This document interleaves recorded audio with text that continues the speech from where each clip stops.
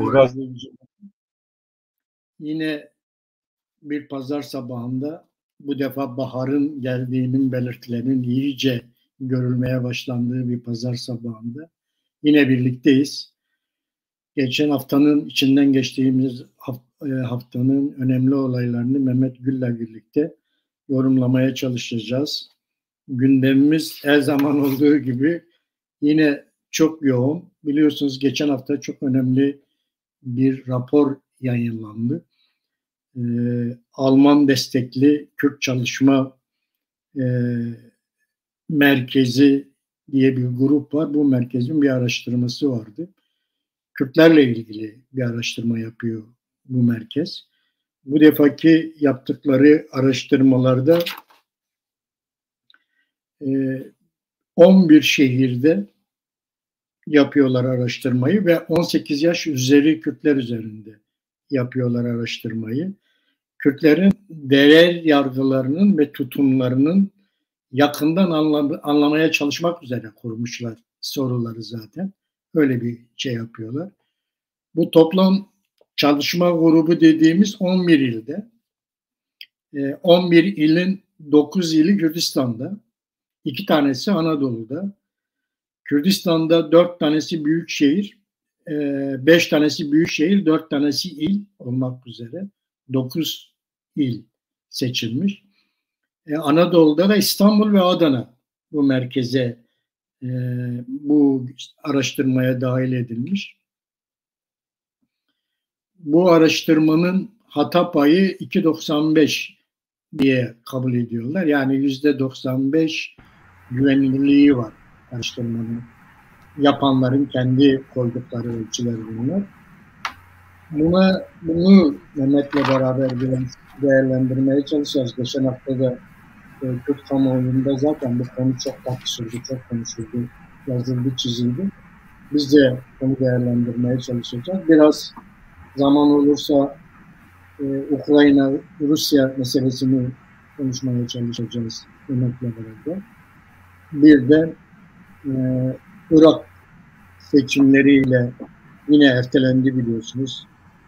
Onu da gündemimize aldık. Onu da konuşabileceğiz. Bir de biliyorsunuz geçen hafta seçim yasası meclisten geçti. Bu da Kürtler açısından ne getiriyor, ne götürüyor.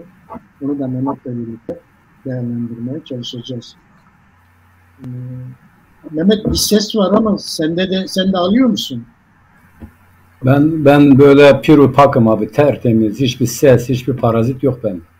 Şimdi kesildi, tamam. Bunları Mehmet'le birlikte değerlendirmeye çalışacağız. Merhaba Mehmet, hoş geldin. Sağ ol abi, teşekkür ediyorum. İstanbul nasıl, sıcak mı Mehmet İstanbul? Vallahi bugün yani nazar değdi.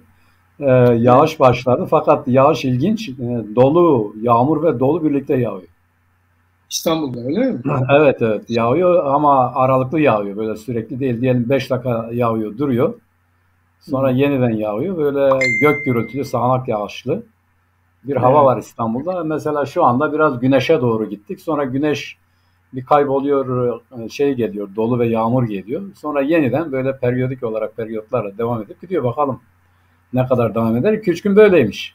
Onun için ben bundan sonra İstanbul'a hava çok güzel demeyeceğim, nazar değiyor. Evet, İstanbul bütün Türkiye'yi ilgilendiriyor. Herkes bakıyor İstanbul'a. Evet. Ne oluyor, ne bitiyor. İstanbul'da evet, kar yağıyor. Sanki Türkiye'nin her tarafına kar yağmış gibi. Evet. Yani ilginç olanı burayı önemsiyorlar. Kendileri kara kış yaşıyor. Yani kar 3-4 metre evler altında kalmış, yine buraya bakıyorlar. İstanbul'da hava kötü diyorlar. Ya sen yerin dibine batmışsın. Kar örtmüş seni. Buradan daha kötü yine de İstanbul'daki basit bir yağmurlu hava insanlara vay be İstanbul'da yağmur var, durum kötü dedirtiyor. Kendi hallerini örttürüyor. Mehmet, istersen bu hafta bu çalışma merkezini Alman destekli biliyorsun, evet, bu dernek. Evet. Alman destekli bir çalışma. Onu bir değerlendirelim önce. Sonra diğer konulara geçeriz. Evet. Ben söyledim yani bunun araştırmacıların verdikleri %95 güvenilirlik veriyorlar. Evet. %3 civarında artı eksi hata payı olarak değerlendiriliyor. Evet. Şimdi orada benim dikkatimi çeken mesela bazı önemli toplumsal şeyler var, sosyal olaylar var. Bir tanesi mesela e, TÜİK'in verilerine göre Anadolu'da hane büyüklükleri 3,4 kişi olarak belirleniyor. Hı hı. Ama bunların yaptığı araştırmalarda Kürdistan'da 4,8 hane Evet. büyüklükleri kişi sayısı olarak daha şeyli aile yapımız var. Daha kalabalık. Yani bunun da büyük bir nedeni de işte bekar çocukların aileleriyle birlikte yaşamaya devam etmesi olarak gösteriliyor. Hı hı. O yüzden hane büyüklüğü Anadolu'ya göre Kürdistan'da daha fazla. Birinde 3,4, diğerinin Kürdistan'da da 4,8 olarak gözüküyor. İşsizlik yine çok öne çıkıyor Mehmet. İşte Türkiye'de Anadolu'da 22,6, Kürdistan'da 28,8 olarak gözüküyor. Yine burada bayağı bir fark var iki şey arasında. Bunların her 4 kişiden 3'ü erkek olarak gözüküyor. Evet. %41 işte kendini Müslüman değerlendiriyor. %36 kendini özgürlükçü olarak değerlendiriyor. %19'u kendini dindar olarak değerlendiriyor. %13'ü de muhafazakarım diyor. Muhafazakar olarak. Ama Müslüman kimlik yani dindar değil, Müslüman kimlik genel olarak çok ağırlıklı abi. Evet, ağırlıklı gözüküyor burada. Sosyal demokrat olanlar %9, Kürt milliyetçisi olanlar %10 olarak değerleniyor. %9'u solcuyum diyor. %8 yani sosyal sen genel ortalamayı söylüyorsun abi. Genel ortalamaları söylüyorum ki sonra değerlendirelim. İşte %7'si ben laikim diyor. %6 ben savcıyım diyor. %6 liberalım diyenler var. %6. Kürt halkının yani böyle bir resmini çekmişler. Bayağı da iyi oldu. Hem de bizim de değerlendirilerimize tutacak. Kürt milliyetçiliği bazında bakıldığında Mehmet, HDP'nin %21'i Kürt haklarının savunulmasından yana. Öyle gözüküyor.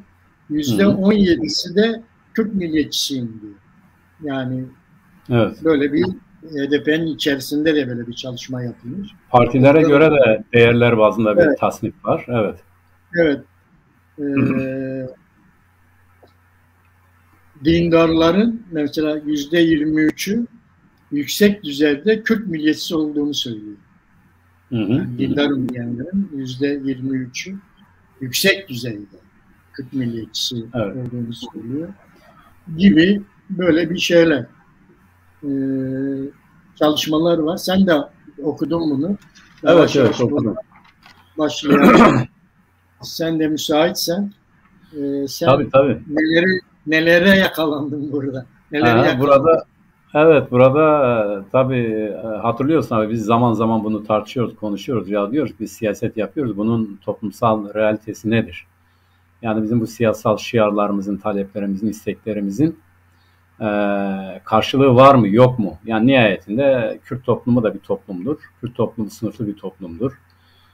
Kürt toplumun belli değerleri vardır. Bu değerler itibariyle bizim siyasetimizin iz düşümü nedir? Kaç kişi bunu kabul ediyor gibi tartışıyoruz, konuşuyoruz ama hani diyorlar ya, feleğin gözü kör olsun. Yani sadece yoksulluk bir tarafta değil. Burada da öyle bir türlü araştırma yaptıramıyoruz. Bu konuda bir bilimsel araştırma ışığında bir siyaset yapmıyoruz. Biz daha çok işte kendi kimliğimizden hareketle varsayadığımız kimi değerler üzerinden siyaset yapıyoruz. Bu açıdan bu bizim siyasetimizin de sınandığı bir alan oldu. Yani bizim siyasetimizin sosyal yönü itibariyle nedir, ne değildir bunu görmüş olduk. Evet. Elbette ki her araştırmanın sakıncaları vardır. Bunlar da zaten belirtmişlerdir. 2,5-3 civarında bir yanılma payı vardır. Fazla da olabilir. Bence bunun çok büyük bir önemi yoktur. Önemli olan böyle bir araştırmadan ortaya koydukları sonuç ve bizim de günlük hayatta eğer dikkatli gözlemcilersek aşağı yukarı, yani iyi kötü bu araştırmada dile getiren veriler ile bizim gözlemlerimizin arasında ciddi bir paralellik olduğunu görebiliriz. Konusunda, Kürt toplumunun değerler konusunda, yani ortak değerler konusunda Türkiye'ye göre ne kadar yakın olduğunu burada sen de keşfettin herhalde Nurullah abi. Yani o sen de dikkatini çekmiş olmalı. Yani diyelim ki Müslümanlık. Şimdi HDP'liler de zaten bu araştırmanın bir diğer ayırt edici özelliği şudur. 2 tane de siyasal partiden hareketle buna CHP'yi de eklemişler ama yani AKP, HDP ve yeni devreye giren ya da yeni görünür hale gelen CHP olarak partilerin adlarını vermişler. Onun dışında değerlere esas almışlar. Yani milliyetçilik, dindarlık, Müslümanlık, liberallik, solculuk, sağcılık gibi değerler üzerinden bir araştırma inceleme yapmış ve bence doğru olan da budur. Bu parametreler üzerinden gitmek doğrudur. Bunu yaparken de yine bu değerler itibariyle HDP'nin kaçta kaçı dindar, kaçta kaçı Müslüman, kaçta kaçı sağcı, solcu gibi ya da AKP'nin bu değerler AKP'de nasıl görünüyor ya da yeni devreye giren CHP'de nasıl görünüyor gibi bence birbirleriyle o açıdan da tutarlı veriler üzerinden gidiyor ortaya koymuş. Şimdi birincisi şu abi, benim dikkatimi çeken, az önce sen de söyledin. Şimdi Kürtler Müslümandır. Kürtler özgürlükçü ve demokrattır. Yani bu kadar şimdi Müslümanlık, özgürlükçülük ve demokratlık tezat gibi görünse de bu hayat tarafından insanların inançlı da olsalar belli hasletlerin yerine getirilmesine özgürlük talep etmeleri oldukça manidardır. Yani ben Müslümanım diyor ama o Müslümanlık artık köktencilik, kökten yani doğuştan haliyle var olmuyor burada. Bu toplumsal gerçeklik içerisinde örneğin bir Müslüman gencin kız erkek fark etmez işte el ele tutuşup birlikte bir yerde oturmalarını, gezmelerini öneriyor. Bunda bir özgürlük olmasını istiyor. Yani görücü usulü evlenmeyi artık pek benimsemiyor. Hala bunlar olsa da bir Müslüman bir çift kız veya erkek diyor ki biz evlenmeden önce gezebilelim, konuşabilelim, oturabilelim. Hatta hatırlar mısın bilmiyorum, bir ara basına da yansıdı. Birlikte kalıyorlar, ev tutuyorlar. Evlilik öncesi bunlar birlikte kalıyor. Aynı evde kalıyor, aynı evi paylaşıyor evlenmeden önce. Bu da önemli bir tecrübe dayanak ama işte Müslümanlık açısından sakınca olan bu durum bir sosyal yaşam itibariyle bir gereklilik haline geliyor ve bu konuda bir özgürlük istiyorlar. Bu özgürlük talebi Kürtlerin genelinde var. Yani AKP, CHP, HDP fark etmiyor ya da bizimkiler fark etmiyor. Kürt toplumunda giderek öne çıkan Müslüman kimliği altında bir özgürlük talebidir. Bunu doğal olarak bunu örten nedir? Bunu örten bir de demokrat kimliktir. Yani diyor ki ya demokrat hoşgörülü olmak lazım. Yani demokratik tutum olmalıdır. Demokratça yaklaşmak gerekir. Bunu hoşgörülük itibariyle de işte bir demokrat siyasal kimlik açısından izah ediyorlar. Normaldir, onun hayat tarzıdır, ona öyle bakmak lazım gibi bir takım açıklamalarla bunu anlatmaya çalışıyorlar. Demek ki birinci kimliğimiz, ortak kimliğimiz Müslüman. Tabii bu Müslümanlığı nasıl tarif ediyorlar abi? Müslüman, Sünni ve Şafii. Acaba bunlar diyorum, bu araştırmayı yapanlar, benim Kırmancı dediğim işte genel olarak Alevi olarak bilinen Kürtleri kapsamadım. Yani bunlar kendilerini nasıl tanımlıyorlar? Yani bunlar Müslüman, Alevi vesaire mi diyor? Buradaki gibi örneğin burada Müslümanlık kavramı açımlandığı zaman Sünni ve Şafii olarak görünüyor abi. Müslümanlık kavramı.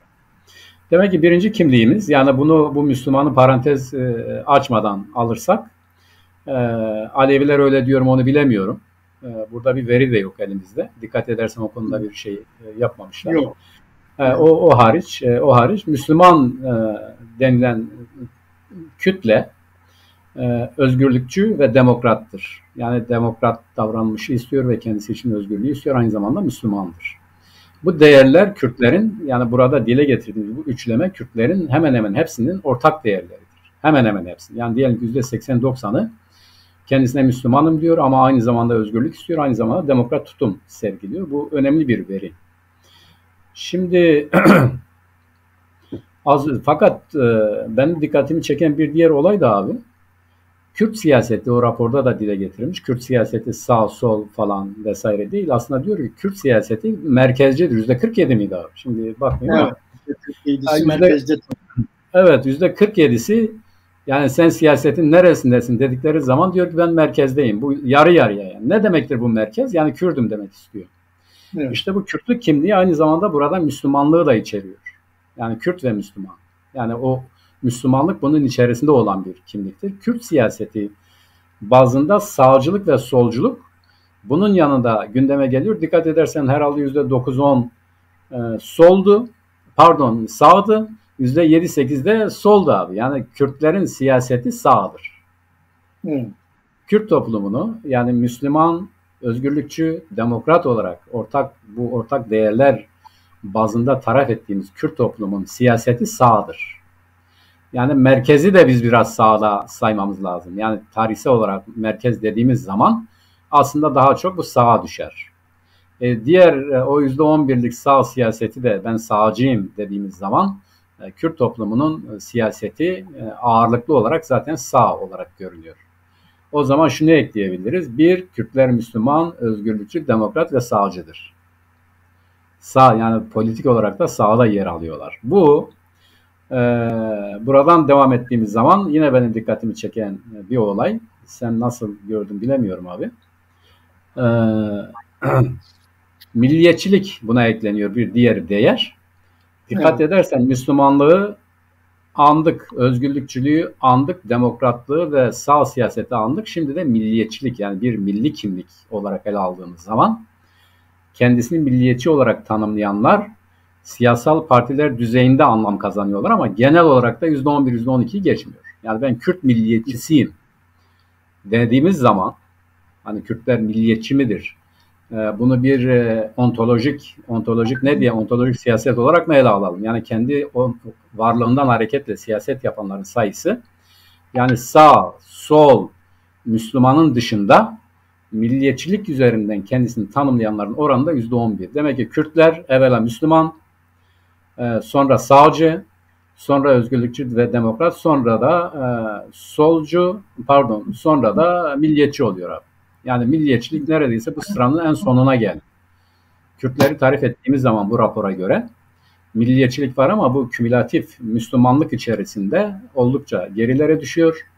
Ama eğer biz bunu özgürlükçülük, demokrat yani Müslüman kimliğini özgürlükçülük ve demokratlıkla bütünlersek merkezde siyaset yapıyor ağırlıklı olarak ki bu sağa denk düşüyor. Milliyetçilik, Kürt milliyetçiliği en son sırada yer alıyor değerler itibariyle.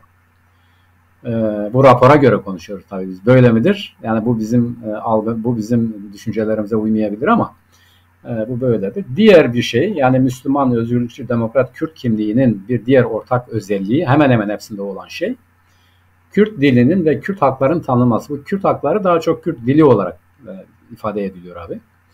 Kürt dilinin kimlikten de söz ediyor. Kürt kimliği. Tabii evet. Kürt kimliği ortak görüş. Ve ne demektir bu? Yani Kürt kimliğinde örneğin diyor ana dilde eğitim hakkı diyor. Yani ana dilde eğitim görülmesi, ana dil hakkının tanınması. Bu Kürt haklarının tanınmasından esas olarak bu algılanıyor. Yani Kürt dilinin tanınması.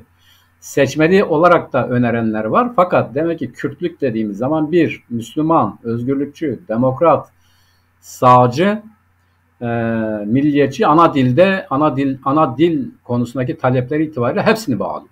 Yani sağcısı, solcusu, Müslümanı, milliyetçisinin birleştiği ortak payda, hepsi için ortak payda ana dilde eğitim hakkıdır abi. Yani bu dille ilgili Kürt hakkının kimliğinin tanınması bu nedir? Nerede ifadesini buluyor? İşte ana dilde eğitim hakkı dediğimiz zaman da Kürtlerin hepsi bu konuda birleşiyor. Dindarı da yani bu Müslümanlığı biraz sonra ayrıştıracağız. Müslümanlık var, bir de dindarlık var. Müslümanlık içerisinde Müslüman olanların sayısı fazla ama dindarlar daha az. Evet. Şimdi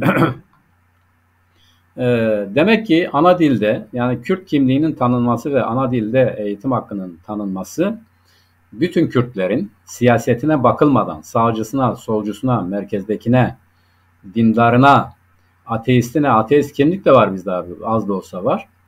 Evet. Bunlara bakılmadan hepsinin ortak talebi dil hakkının tanınmasıdır. Yani Kürt kimliğinin tanınması, ama bunu Kürt kimliği tanınsın derken nedir bir açıkla dediğimiz zaman da dilde ifadesini buluyor.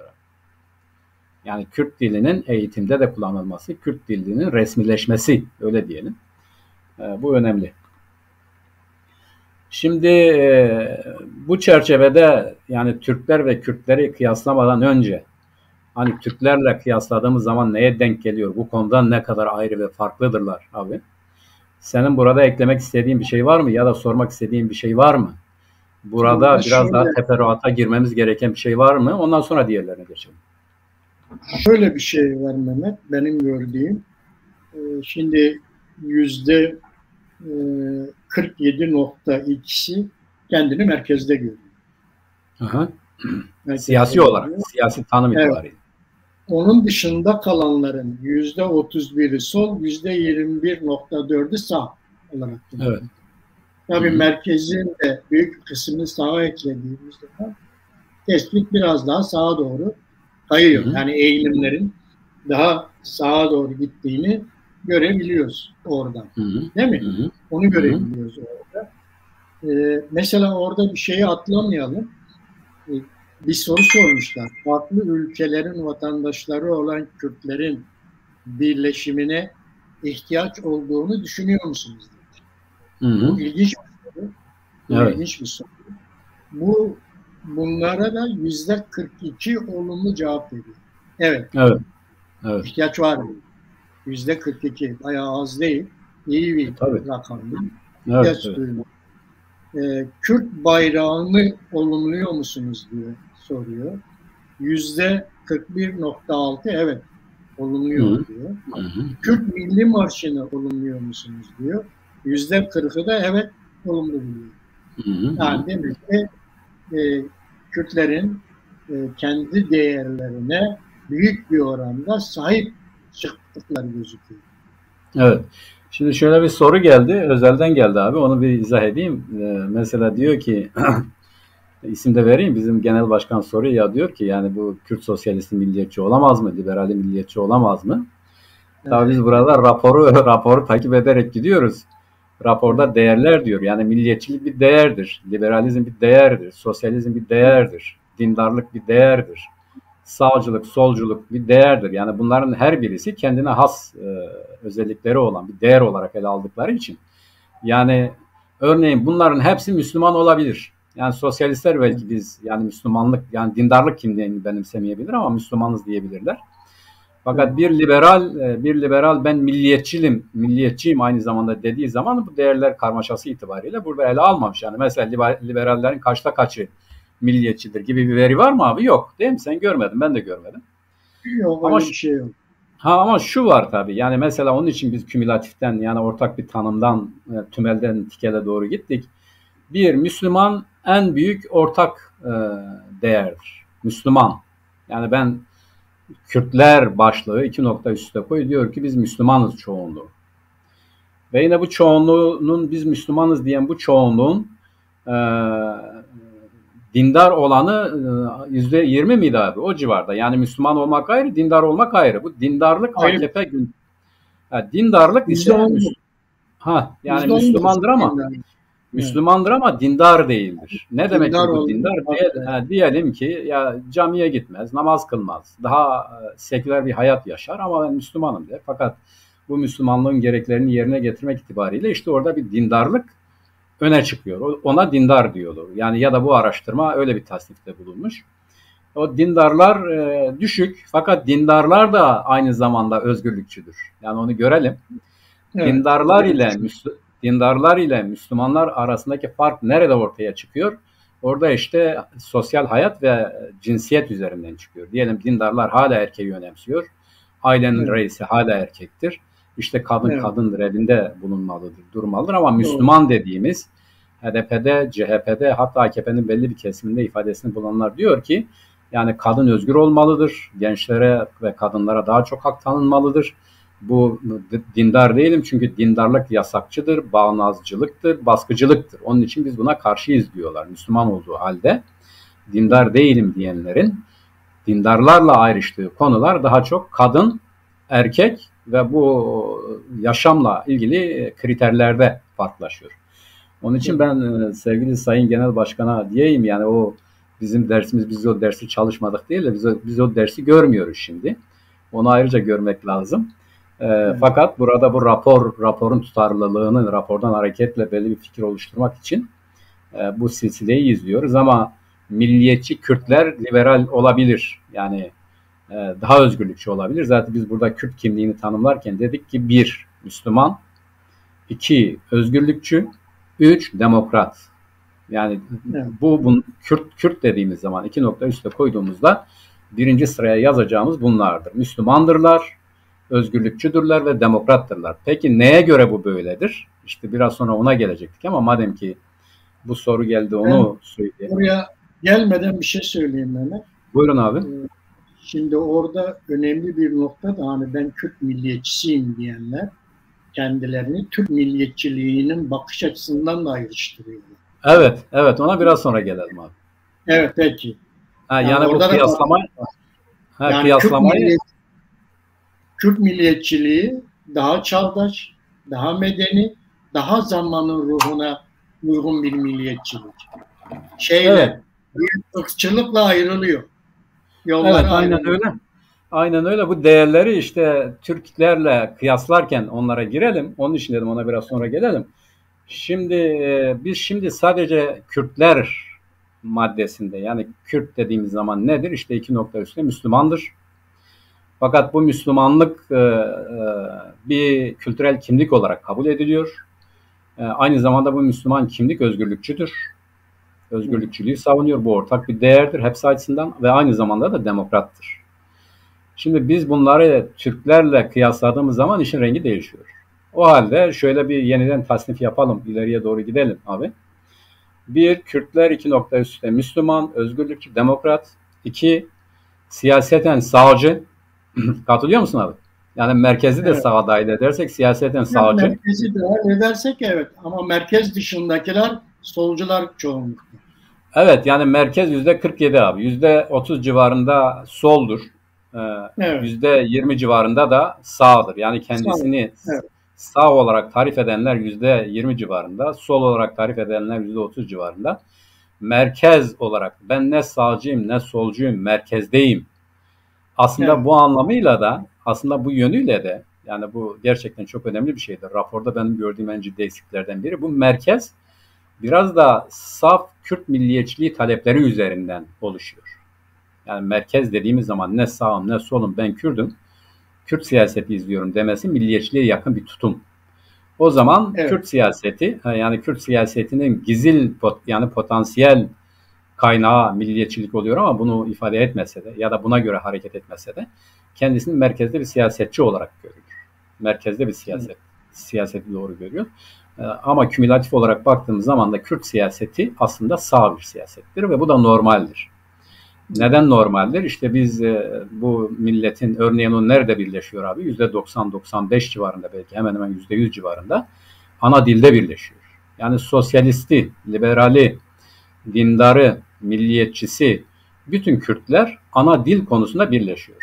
Hepsinin en yüksek ortak değeri. Yani bu Müslümanlıktan da daha önde olan bir şeydir. Diyelim ki bir Alevi kimliğine sorsan herhalde o da böyle cevap verirdi.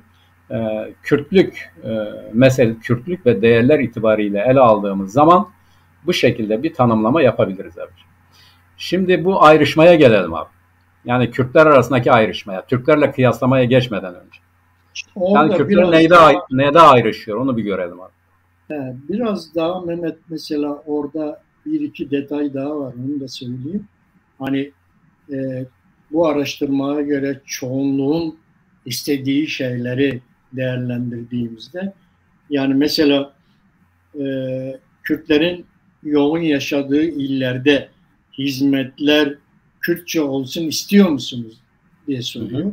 Yani bu çok önemli bir soru. %81'e çıkıyor. Evet. Biz boşuna bunu talep etmiyoruz. Boşuna demiyoruz Evet, yani. Bizim o acil talepler, PAK'ın, Evet.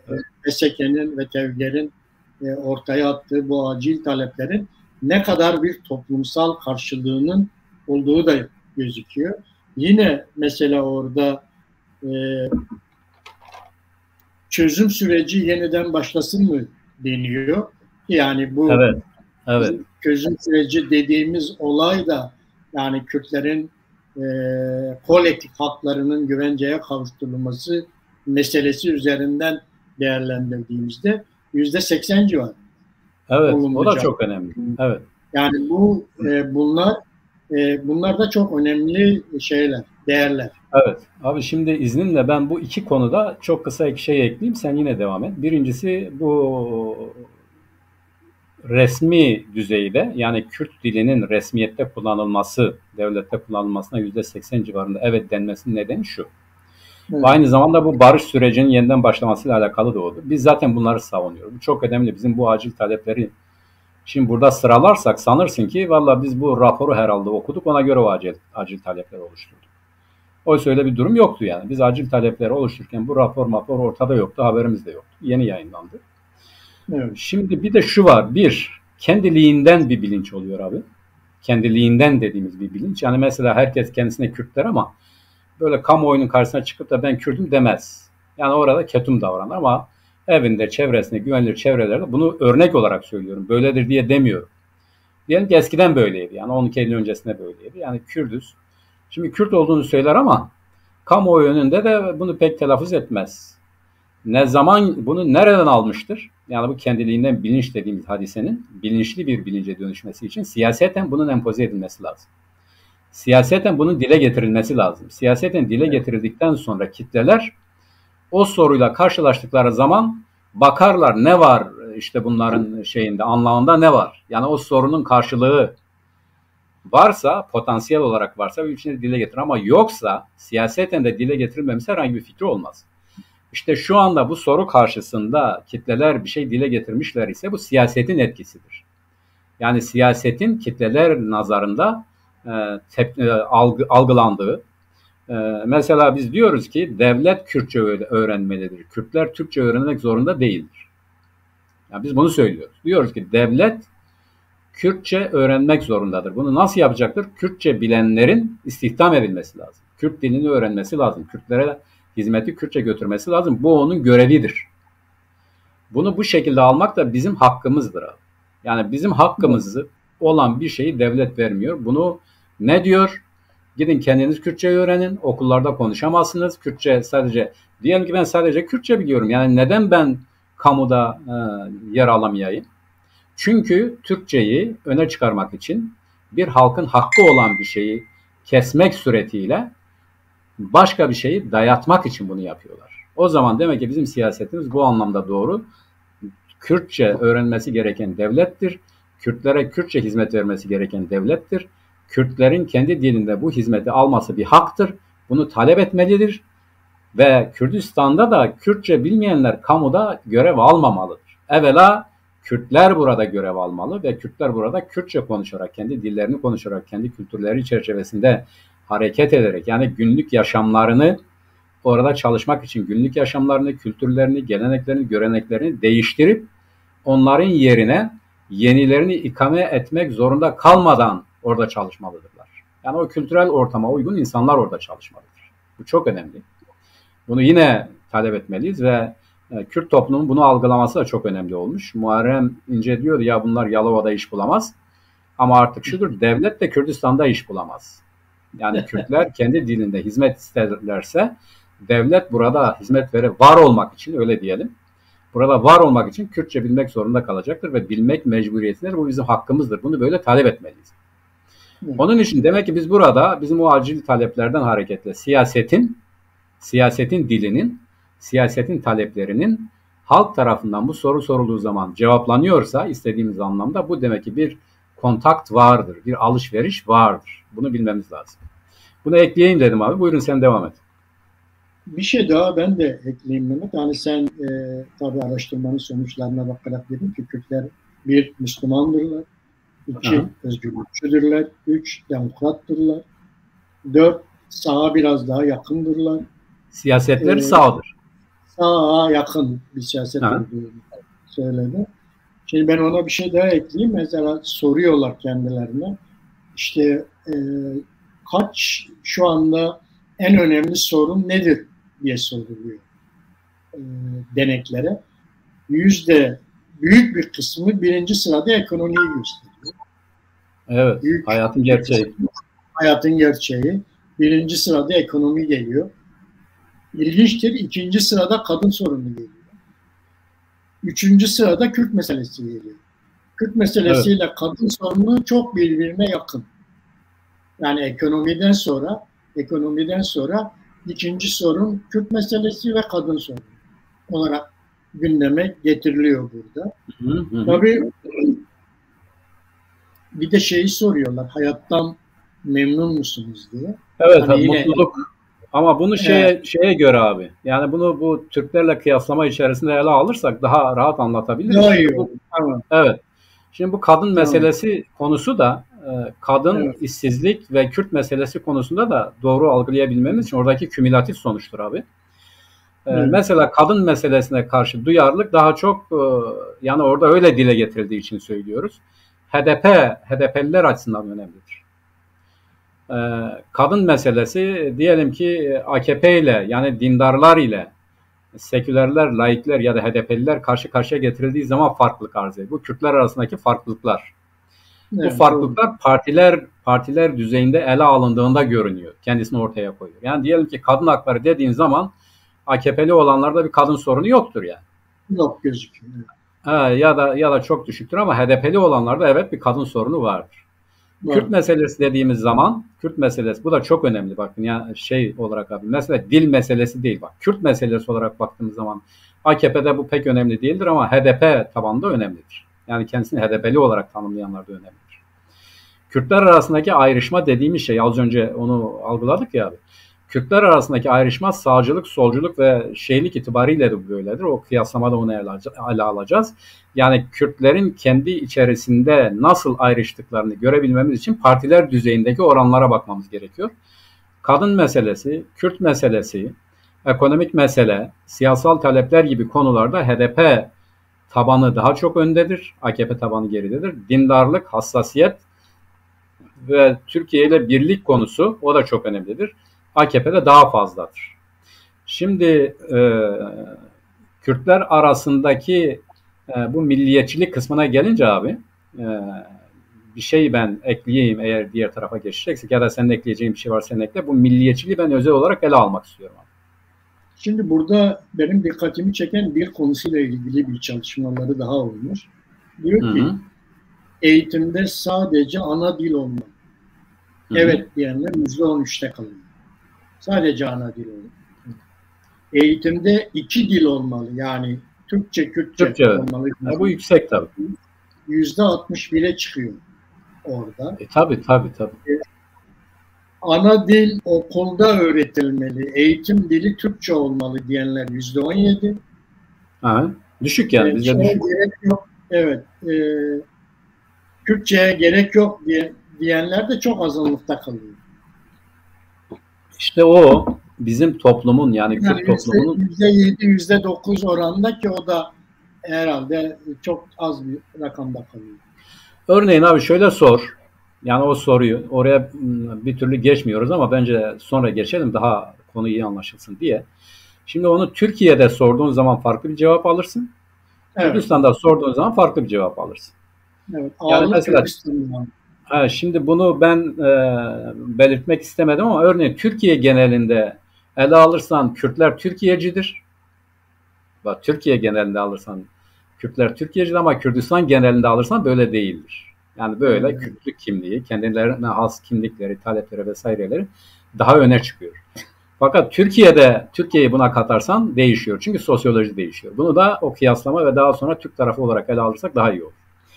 Şimdi Evet. bu milliyetçilikle ilgili abi %11 dedik. Bu aslında e, bence ben milliyetçiyim diyenlerin verdiği cevap, milliyetçilik olarak tezahür eden cevap oldukça bilinçli bir cevaptır. Yani bilinçli Kürt kitlesinin ben milliyetçiyim dediği anlamına geliyor. Bu az bir rakam değil bana göre. Fakat şöyle bir şey vardır abi. Dün akşam ben bizim Ali Kemal'in programını izledim. Bekir Biçer vardı programda, Profesör Doktor Çorumlu. Paylaştım da o programı. Çünkü orada önemli şeyler anlatıyordu. Bu Kürt kimliğini, Kürt devletlerini, Kürt kültürünü, Kürtlüğü, Kürdolojiyi konu etmiş Çorumlu bir profesör. Yakındığı konular vardı, dile getirdiği önemli konular vardı. Fakat benim dikkatimi çeken, bu çok önemli. Yani burada bunun üzerine durmak istiyorum. Yani bunu ya da düzeltmek lazım. Ya da biz Kürtlük derken ne anlatmak istiyoruz? Bunu safi hale getirmek lazım. Onun için ben bu konuya değineceğim. İkincisi tarifte bir problem var. Bir de buna değineceğim. Şimdi birincisi doktor dedi ki, Profesör Doktor Sayın Bekir Biçer dedi ki, benim dedi tarih öncesine ilişkin, yani milattan önceye ilişkin bilgim fazla değil. Bu konuda kendimi yeterli görmüyorum. Daha çok ben İslamiyet dönemine ilişkin Kürt devletleriyle alakalıyım. Onları inceledim. Orta Çağ vesaireyi inceledim, ortaya koydum dedi. O tarih öncesine ilişkin, yani milattan önceye ilişkin dedi. Ben de bir okuyucuyum. Ve burada kullandığı kavramlar örneğin Sasaniler dedi. Ya da işte Aşkaniler. Bizim Ali Kemal daha çok kullandı. Sasaniler, Aşkaniler, işte Partlar ve benzeri gibi daha çok kabileler, daha çok aileler üzerinden tarif edilen bir döneme geldiler ve bunların Kürt olup olmadığı konusunda, mesela Medler konusu bile böyle bir müphem kaldı, bir sıkıntılı bir durum olarak kaldı. Ya da izleyicilerde şöyle bir şey oluştu. Herhalde bunlar bugün bizim Kürt dediğimiz popülasyonun ataları değil ya da öncelileri değil. Yani zaten milletler böyle oluşmuş. Millet oluşumu başından beri, ortaya çıktığından beri teşekkül edip çıkıp gelen bir şey değildir. Yani Sayın Bekir Biçici Doğdu tarif etti. Dedi ki biz bu millet kavramını, ben de öyle düşünüyorum, Fransız devrimiyle beraber artık telaffuz ediyoruz. Yani millet dediğimiz zaman farklı bir biçim, farklı bir içerik almış ve ondan sonra milletler diye bir kavram ortaya çıkmış.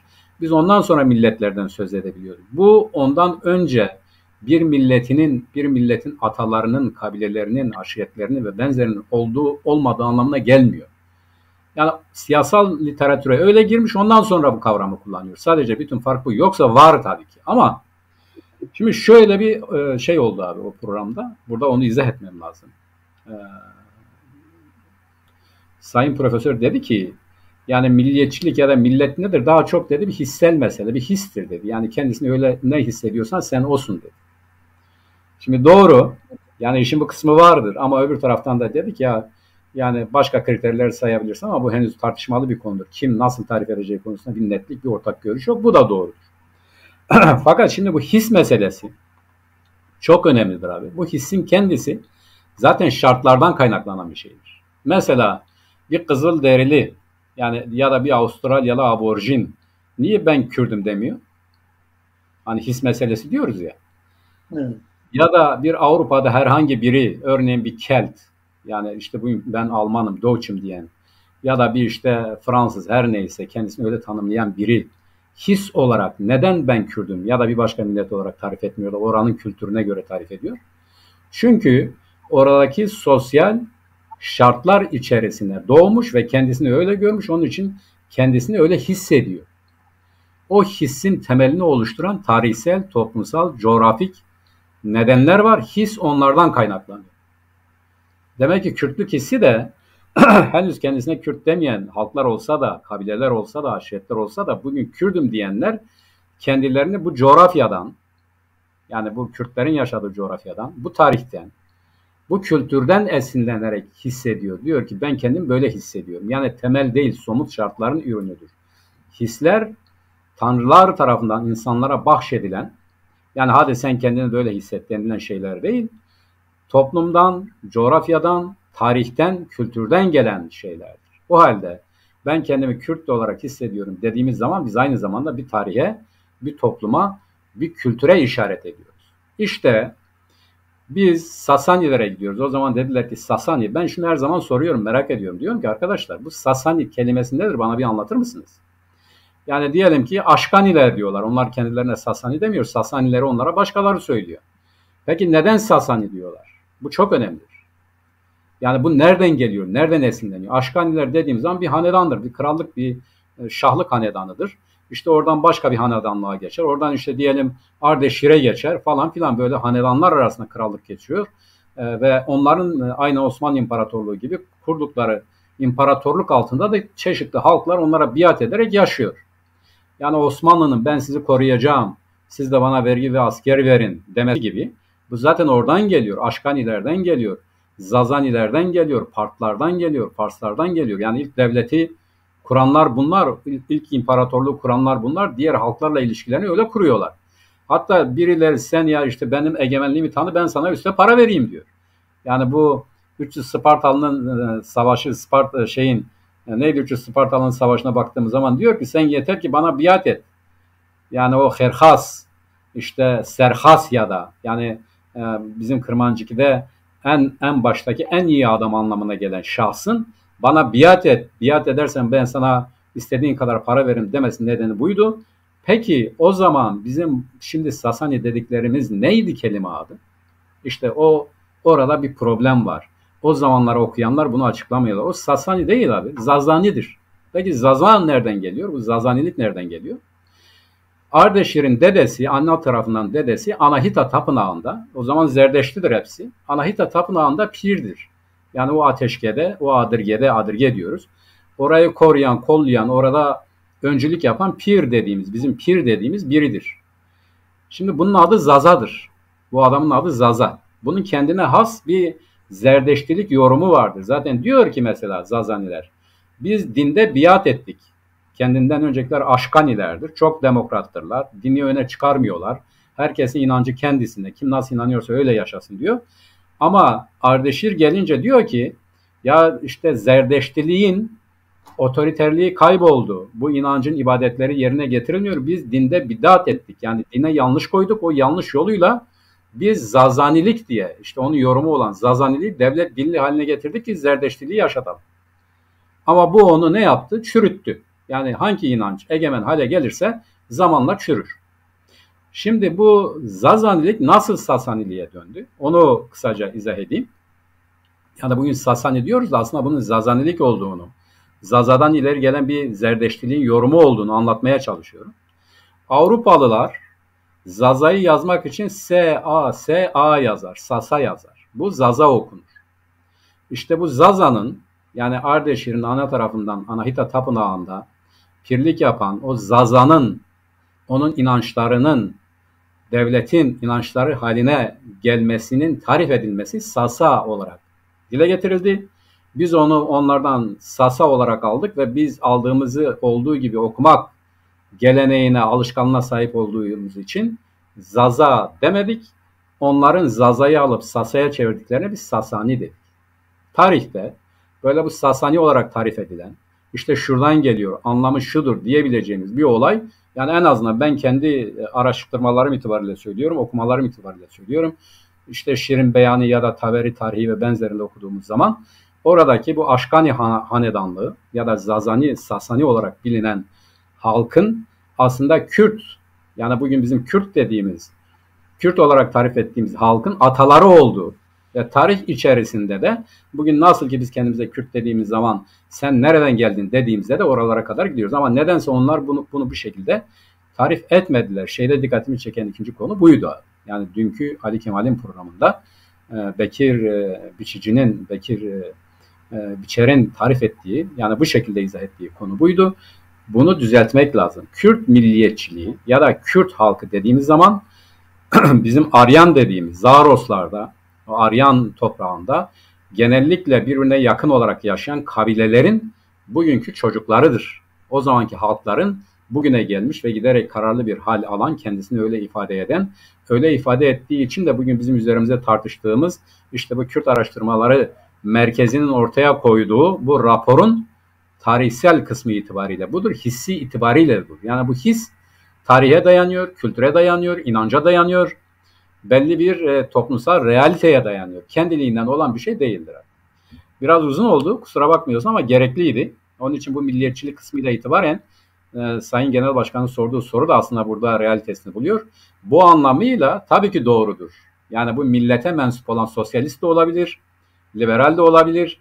Fakat bunun tarifi daha başkadır. Orada rapor bazında dile getirilen milliyetçilik ile benim bu tarif ettiğim milliyetçilik çok farklı şeylerdir. Birisi kültürel, tarihsel, toplumsal bir varlıktır. Bir millet varlığıdır. Bu millet varlığının içerisinde kendisini siyasi olarak farklı tanımlayan çevreler vardır. İşte bu millet varlığı içerisinde milliyetçilik olarak kendisini tanımlayan da bu anlamıyla diğerlerinden farklıdır. Bunu böyle algılarsak durum bence manzara tamamlanmış olur. Buyurun abi. Şimdi bence kıyaslamaya geçelim mi abi? Biraz şöyle diyeyim Mehmet, mesela sağcılık, solculuk genelde merkezde siyasetin çok altında kalıyor, görülüyor. Evet. Demek evet. ki hani Kürdistan gerçeği, Kuzey Kürdistan gerçeği kitle partileri gerçeğiydi. Öyle sağcı ve solcu ideolojik aynı zamanda.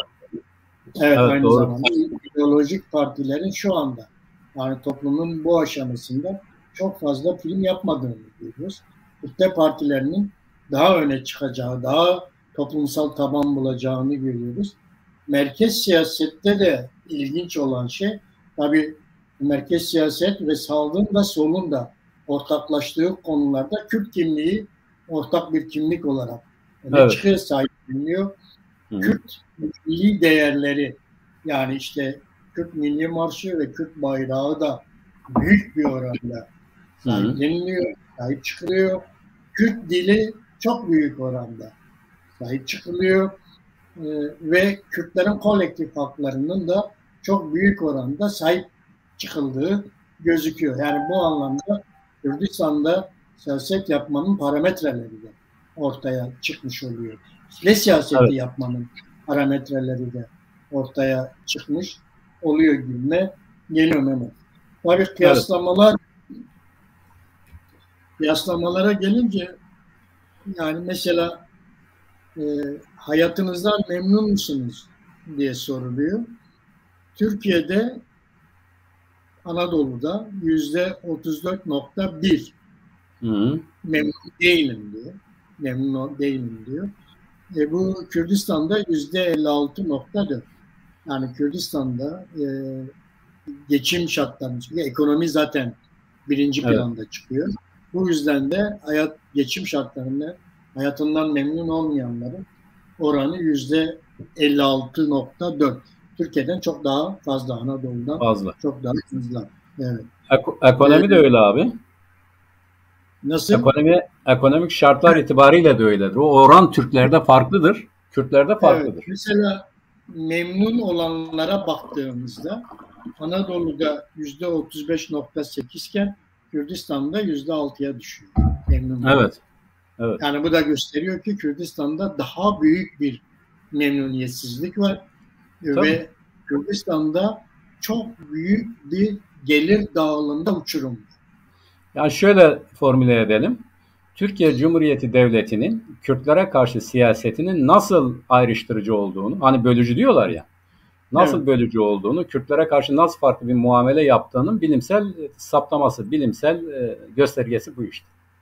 Yani bu onu gösteriyor. Bu onu gösteriyor, evet. Doğru. Devlet kaynaklı bir siyasetin sonuçları. Yani Kürtler niye böyle hissediyor? Çünkü devlet böyle bir siyaset izliyor. Ekonomik kaynakların paylaşılması olsun, istihdam olsun, destekleme ve benzeri gibi konular olsun. Anadolu'da farklı, Kürdistan'da farklıdır da onun için. Yani niye Kürtler memnun değil? Çünkü bu konuda bir destek görmüyorlar. Burada bir ekonomik canlılık yok. Onu geç abi. Yani hani diyorlar ya, gölge etme başka ihsan istemem. Gerçekten öyle bir durum. Ya elektriği bile Türkiye'de diyelim ki kaç para? 5 lira. Bizim orada kaç lira? 10 lira yani en az. Kızıltepe'de gördük bunu. Kılıçdaroğlu niye diyor Urfa'dan başlatacağım ücretsiz elektriği? Evet, doğru. Yani bu zaten belli, tespit edilebilir. Orada da görülmüş bir realitedir, bir gerçektir. Bir bölücü, ayrıştırıcı politikadır. Yani. Zaten bu olmasa da sömürü olmuyor. Evet, ve bu da kendini toplumsal memnuniyetsizlikte ortaya koyuyor. Devletin uyguladığı Anadolu'ya farklı, Kürdistan'a farklı ekonomik politikalar Kürdistan'da da büyük bir memnuniyetsizlik yaratmış durumda. O da oradan gözükebiliyor. Buraya senin ekleyeceğin bir şey var mı Mehmet? Buraya ekleyeceğim şudur abi. Yani bu bir realitedir. Bu memnuniyetsizlik zaten az önce de söyledim. Yani Türkiye ile kıyaslamaya geçtik. Bu bölüm öyle bir bölümdür. Burada esas olarak şu çıkıyor. Çok kaba bir şekilde görüyoruz ki Kürtler Türkiye'ye baktıkları zaman kendilerini farklı bir statüde görüyorlar. Kendilerini ötekileştirilmiş olarak görüyorlar. Kendilerini haklardan, hukuktan mahrum edilmiş olarak görüyorlar. Onlara bakarak kendi milliyetçiliklerini tarif etmeleri bile böyle. Mesela milliyetçiliğe karşıyım diyenler, yani dikkat et, o çok önemli bir şeydi. Ama Kürt milliyetçiliği masumdur, ayrıştırıcı değil. Değil. Yani biz mesela milliyetçiyiz diyoruz ama bu Türkiye'deki milliyetçiler gibi değil. Yani olumsuzluk anlamda milliyetçiliği tarif ediyorlar. Irkçılıktır, budur, şudur vesaire de falan diyorlar. Peki Kürt milliyetçiliği dediği zaman hayır o öyle değil diyorlar. Yani ezilen bir milletin milliyetçiliğinin kendiliğinden de olsa bu kendiliğinden bilinç diyoruz. Pratiği de böyle yani zaten. Yani bugün Kürdistan'da herhangi bir başka etnik kimliğe karşı bir saldırı oldu mu? Olmadı.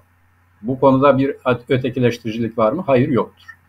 Yani bu Suriyelilerin Kürtler itibariyle söylemiyorum ya da göçmen siyasetine baktığımız zaman bu konuda da Kürtlerin tutumu Türklerin tutumuna göre çok daha demokrattır, çok daha farklıdır. Çünkü kendileri yaşıyorlar. Diyorlar ki yani biz bunu yaşıyoruz, bu olumsuz bir şeydir. Bizim şartlarımızda yaşayan insanlara karşı olumsuz davranmak iyi değildir. Bunu neye göre söylüyoruz? Türkler bu konuda bir fikir beyan ettikleri zaman örneğin 100 kişiden 50 kişisi diyor ki Suriyeliler gitsin. Oysa Suriyelilerin gelmesini isteyen Türkiye Cumhuriyeti Devleti'ydi.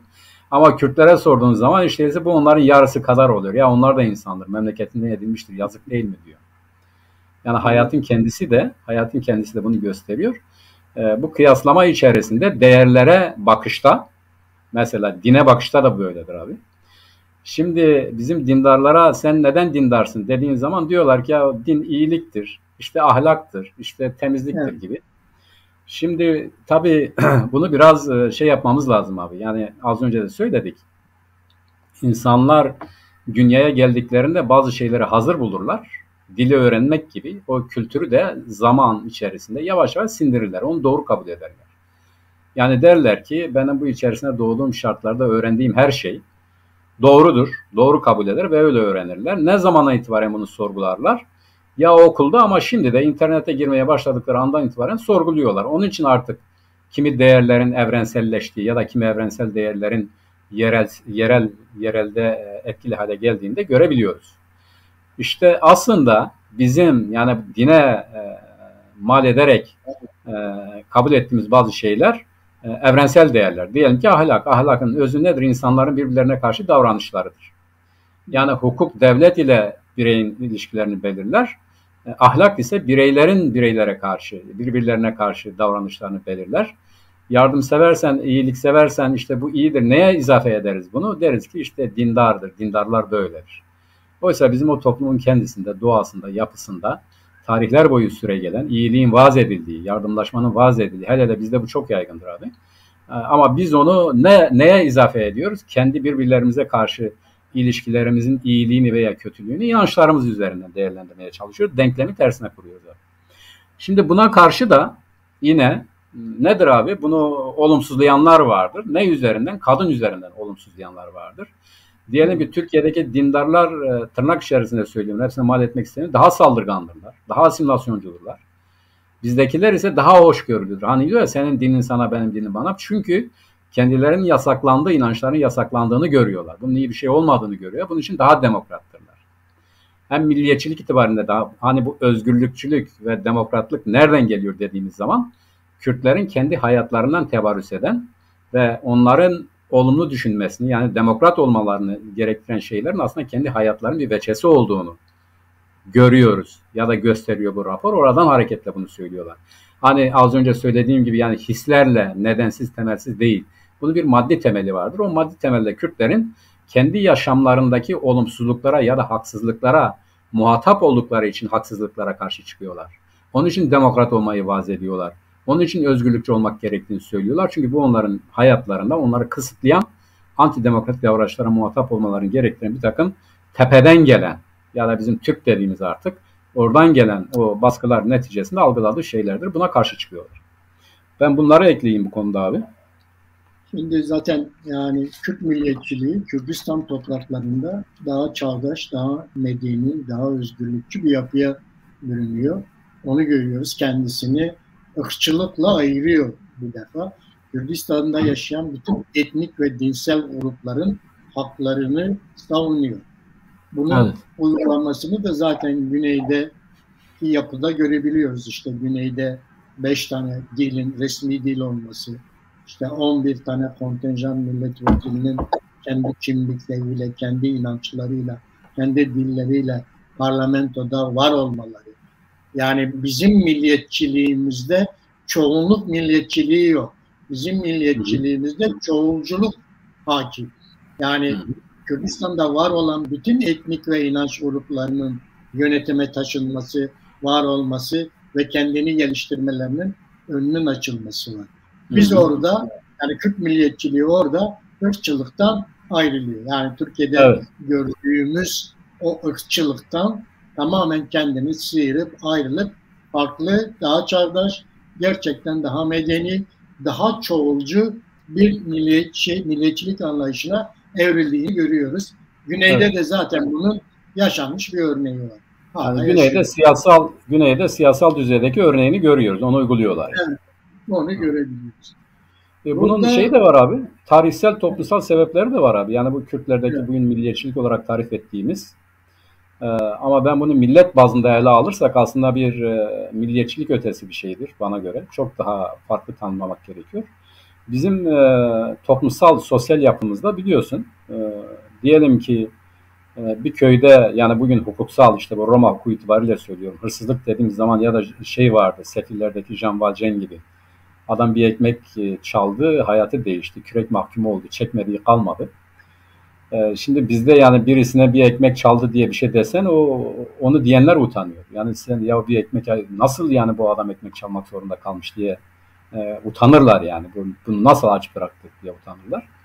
Şimdi bu asimilasyon konusunda da yani bir başkasını kendisinden farklı olanı kendisine benzetme olayı da bizde yok. Bizdeki bu sosyal yapı biliyorsun hala öyledir. Yani geniş ailelere dayanan, aşiretlere dayanan bir sosyal yapımız vardır. Bu sosyal yapı bugün iki büyük kütlesel düzeyde, onları da aşan düzeyde kırmancılık ve ezdilik üzerinde kendisini gösteriyor. Örneğin dünyaya geldiğin zaman ezdisin ya da kırmançsın. Sen sonradan kırmanç olamazsın. Yani herhangi biri gelip kırmanç olamaz. Bu bir itikat, inanç meselesi. Ezdilik de öyledir. Yani ezdi anne babadan doğarsan ezdisin. Sonradan ezdi olamazsın. Ezdilikten çıkamazsın. Bu Kürtlükle alakalı da böyledir. Yani diyelim ki bir aşiretin mensubu sen çıkıp başkasına gidemezsin. Yani istesen de olamazsın. Yani kimse seni kendinden yapmaz. Bunun iki tarafı vardır. Bir, karşıya saygı. İki, kendisine saygı. Ya da bizde çok ilginç bir söz vardır. Hak ki bu hen ardo dina. Yani diyorlar ki Tanrı da onu öyle yaratmış. Onu değiştiremezsin, dokunamazsın.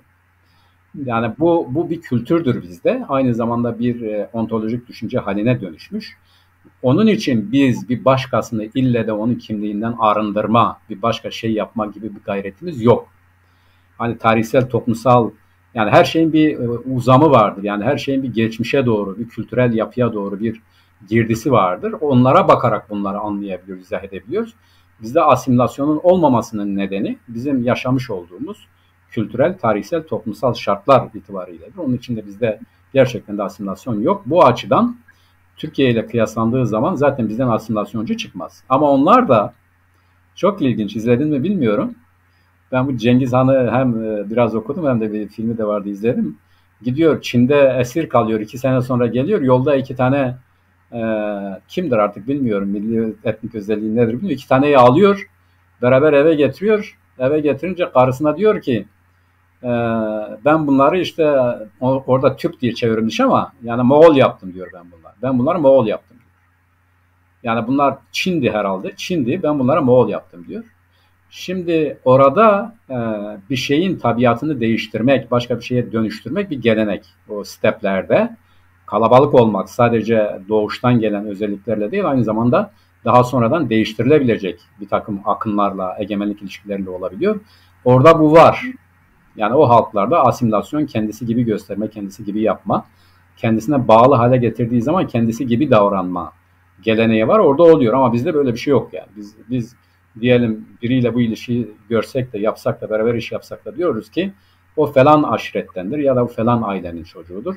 Buna saygı duyulur, kendisiyle eş görülür, muadil görülür. Onun doğasına dokunulmaz. Böyle bir fark var abi. Evet. Şimdi yani bu toplumu böyle çoğunlukçu değil, çoğulcu bir yapıya doğru görülüyor. İçindeki herkesi hem etnik olsun hem inanç olsun onların hepsinin haklarına saygı gösteren bir toplum olmaya doğru evriliyor. Şu anda da görülen o. Şu oluyor abi. Şu oluyor, onu da ekleyeyim.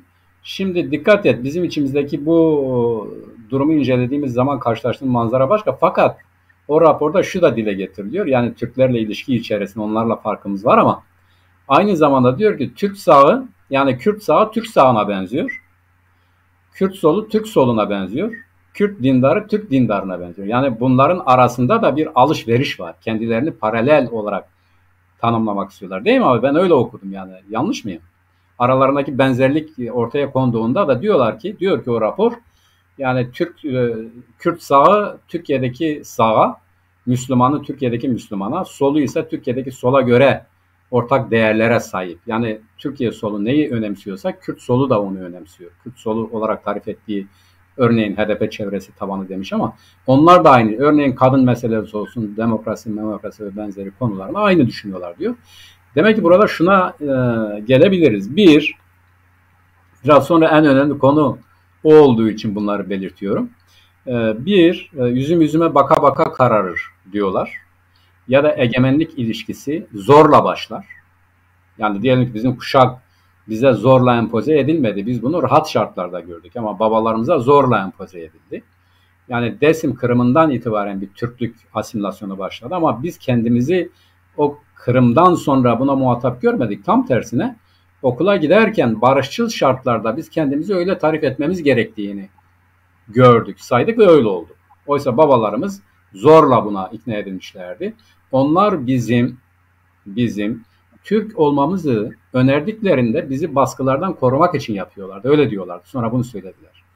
Ama bilmediler ki onların kabul etmediği, onların uğruna kırıldıkları bir dönüşümün bizi sonradan onların reddettiği noktaya getireceğini hesap edemediler. Bizi korumak istediler. Oysa zarar görmeden bizi onların kucağına attılar. Öyle bir dönüşüm yaşadık. Şimdi Türkiye'deki bu egemenlik sistemi giderek Kürtleri bu az önce belirlemiş olduğumuz farklılıklarına rağmen, özgünlüklerine rağmen giderek de kendisine benzetiyor. Asimile dediğimiz olay siyasal düzeyde de giderek, değerler bazında da giderek kendisine benzetiyor. Epeyce de yol almış görünüyor abi. Evet, şimdi tabii bu araştırmada önemli bir mesele de giderek siyasete doğru kayıyor. Yani bütün bunların Kürtlerin oy verme davranışını nasıl etkilediğini anlamaya çalışıyorlar. Nereye oluyor bakıyorlar. Şimdi orada bir şey benim dikkatimi çekti. 2018 ile bugünü karşılaştırmışlar. Oy verme davranışında. AK Parti 2018'de %36.4 oy almış.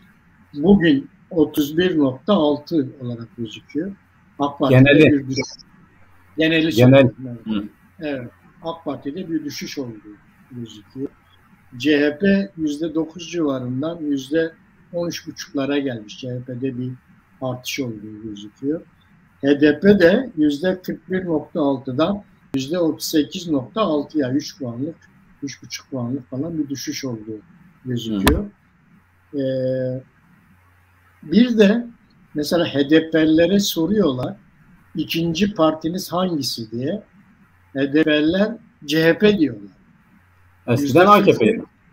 Evet, %40'ı CHP diyor. AKP'lilere soruyorlar ikinci partiniz, yani Kürt AKP'lilere soruyorlar. İkinci partiniz hangisi diye. Onlar da aynı oranda %40 oranda MHP diyorlar. Burada bir çelişki var Mehmet. Hani bizim muhafazakarların milli değerlere yaklaşımıyla burada verilen ikinci parti mesajında bir terslik var gibi geliyor. Ne dersin? Ama peki acaba şöyle midir yani? Ben o konuda belli bir fikre varamadım da. Kürtlere soruyorlar ama o cevabı verenler Kürt müdür, Türk müdür abi? Bunlar Kürt. Kürtler üzerinde yapılıyor bu çalışma daha çok. Tabii o tabii ki ciddi bir tezattır. Ama 18 yani yaşından büyük Kürtler üzerinde yapılan bir çalışma.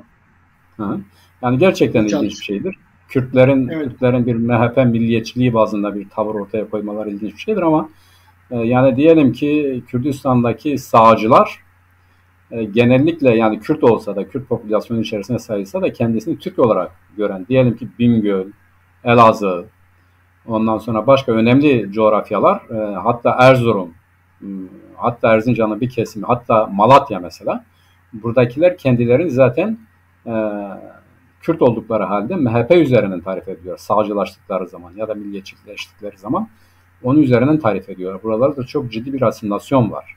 Malatya diyelim abi.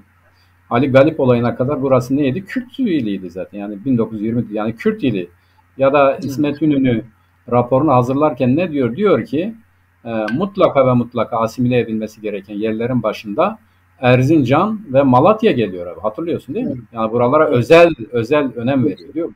Buraları bizim bu çeperleri mutlaka ve mutlaka Türkleştirmemiz lazım.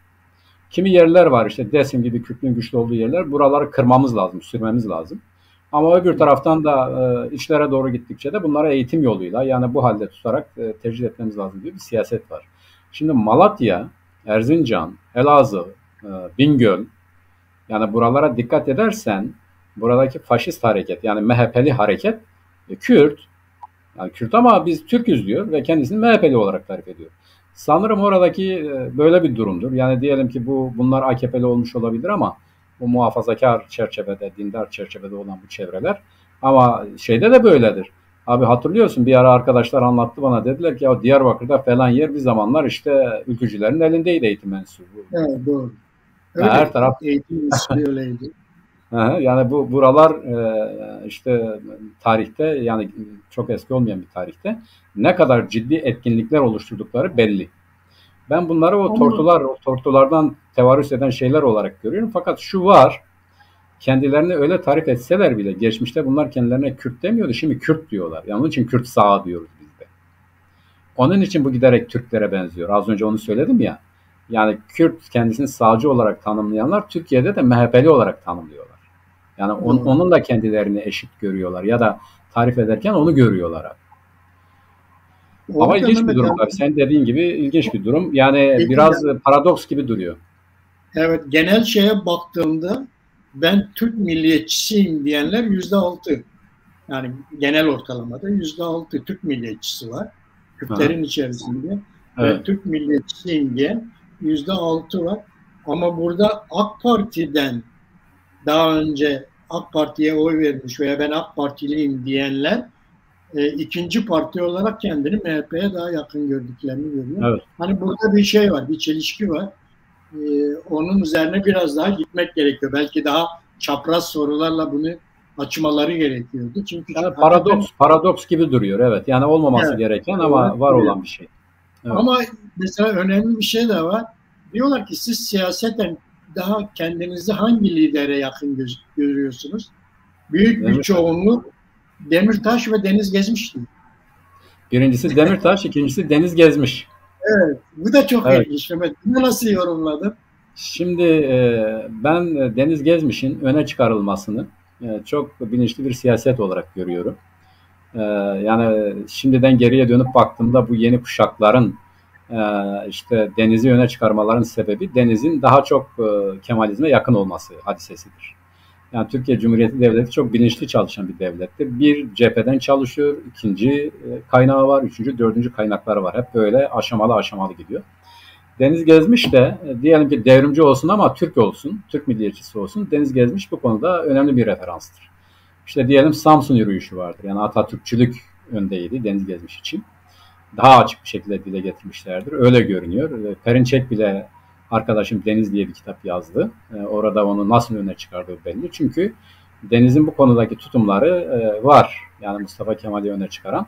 Bu aynı zamanda Deniz üzerinden Mustafa Kemal'i olumlamak, Mustafa Kemal üzerine de Türklüğü olumlamak anlamına geliyor. Ama Demirtaş'ın öne çıkmasının nedeni geçen gün bu Bolu Belediye Başkanı da bir şey söyledi. Okudun mu bilmiyorum abi. Dedi ki ben Demirtaş'ta başka bir şey görüyorum dedi. Yani sanki de o diğerlerinden farklıdır dedi. Ben onun çıkmasını, siyaset yapmasını istiyorum dedi. Yani onlar da Demirtaş'ta buradaki gibi ne? Yani Türklüğün inşası ya da ehven-i şer, yani eğer doğrudan bizden olmayacaksa bize yakın birinden olsun diyerek Demirtaş öne çıkarıyorlar. Onun yanında Deniz de öyledir. Yani mesela niye İboculuk yoktur? Yani İboculuk, kaypak kayacılık niye bu kadar öne çıkarılmıyor? Ya da mesela Deniz'den sonra da Mahir öne çıkarılıyor. Çünkü Mahir'in de işte diyelim ki kesintisizlerde Kemalizme yönelik işte küçük burjuvazinin sol kanadı, sol tavır alışı, anti-emperyal sol tavır alışı diyor. O da bir biçimde Türkiye'ye açılabilecek bir yola çıkarılıyor. Yani ondan hareketle bunlar yapılıyor. Onun için Demirtaş da diyelim ki ayrılıkçı kesime göre, ayrılıkçı Kürtlere göre Demirtaş evladır. Çünkü Türkiye vatanımız diyor, ortak vatan diyor, demokratik cumhuriyet diyor. Biz ayrılmaya karşıyız diyor.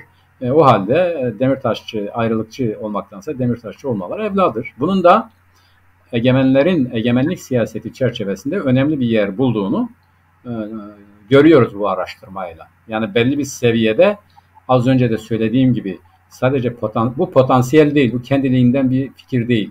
Bu empoze edilen bir fikirdir abi. Yani evet. Kürtlükle alakalı kendi dilini, kültürünü talep etmek potansiyeldir. Dile getirilmesi siyaseten cesaretlendirildiği zaman ortaya çıkıyor. Ancak bunlar ise empoze edilenlerdir. Yani yönetenlerin yönetilenleri kendisine akması için oluşturdukları farklı kanallardır. Bunu böyle algılamak lazım. Bir de şöyle bir soru var Mehmet. Yine Kürtlerin oy verme davranışıyla ilgili. Cumhurbaşkanlığı kıyaslanıyor. Hı-hı. Diyor ki Erdoğan'la İmamoğlu aday olsa kime oy verirsiniz? %29'u Erdoğan diyor.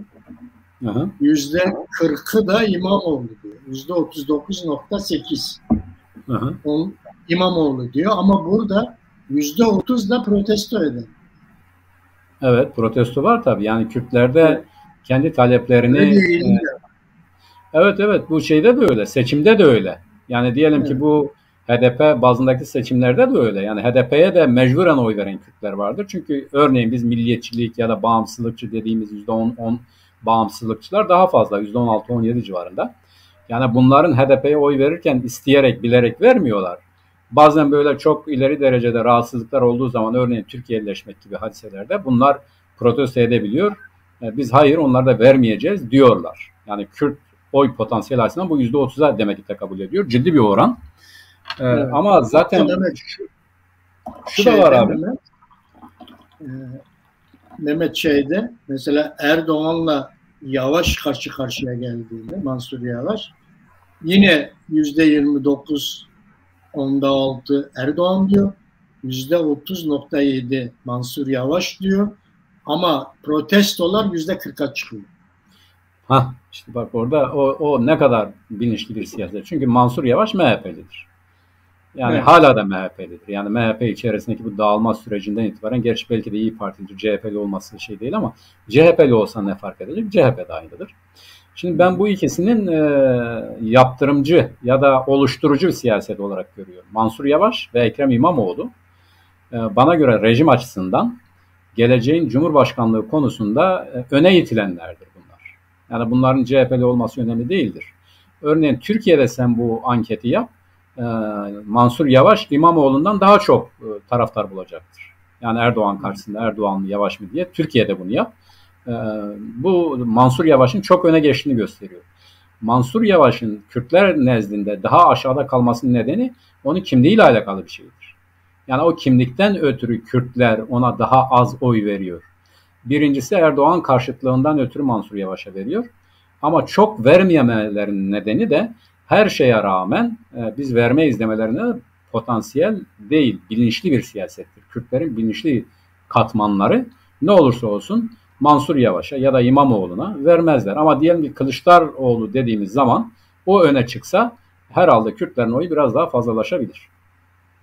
Orada da öyle bir kıyaslama da var Mehmet. Erdoğan'la Kılıçdaroğlu'nu kıyaslıyorlar. Erdoğan %30 oy alıyor. Kılıçdaroğlu 24 %49,33. Kürtlerden. Erdoğan, evet, Kürtlerden. Kılıçdaroğlu daha fazla şey alıyor. Protesto oyları da 40,7'ye çıkıyor. Yükseliyor. Demek ki CHP siyaseti konusunda da belli bir bilinç var. Evet. Aha. Yani Fakat şu da var, yani orada CHP'nin eskiye göre oyunu arttırdığı da var. Evet. Hı. Yani burada da şey gözüküyor. Hiçbir Cumhurbaşkanı adayı Kürtler tarafından içine sindirilmiş adaylar değil. Değil, evet. Aynen öyle. Bu önemli bir şeydir. Bu önemli evet, bir şey. önemli bir şey. Öne çıkan bu 4 aday İmamoğlu, Yavaş, Kılıçdaroğlu ve Erdoğan. Selahattin ne kadar oy alıyor abi? Efendim? Selahattin ne kadar oy alıyor Cumhurbaşkanı adayı olarak? Onu yapmamışlar. Ben bakmadım. Onu yapmamışlar. Yani Selahattin olsaydı herhalde en fazla oyu Selahattin alırdı yani. Büyük bir ihtimalle o alır.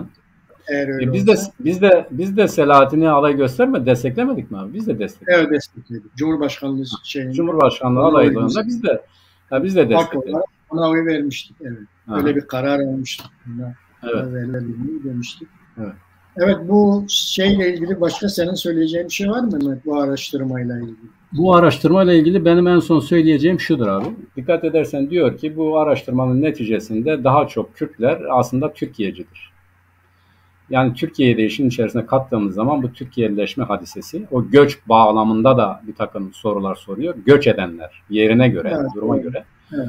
Diyor ki Türkiye'lileşme, yani son söz söylediğimiz zaman nedir bu son söz? Diyor ki Kürtlerin çoğu Türkiye'den ayrılmak istemiyor, Türkiye'lileşmek istiyorlar. Bunun nedeni ne?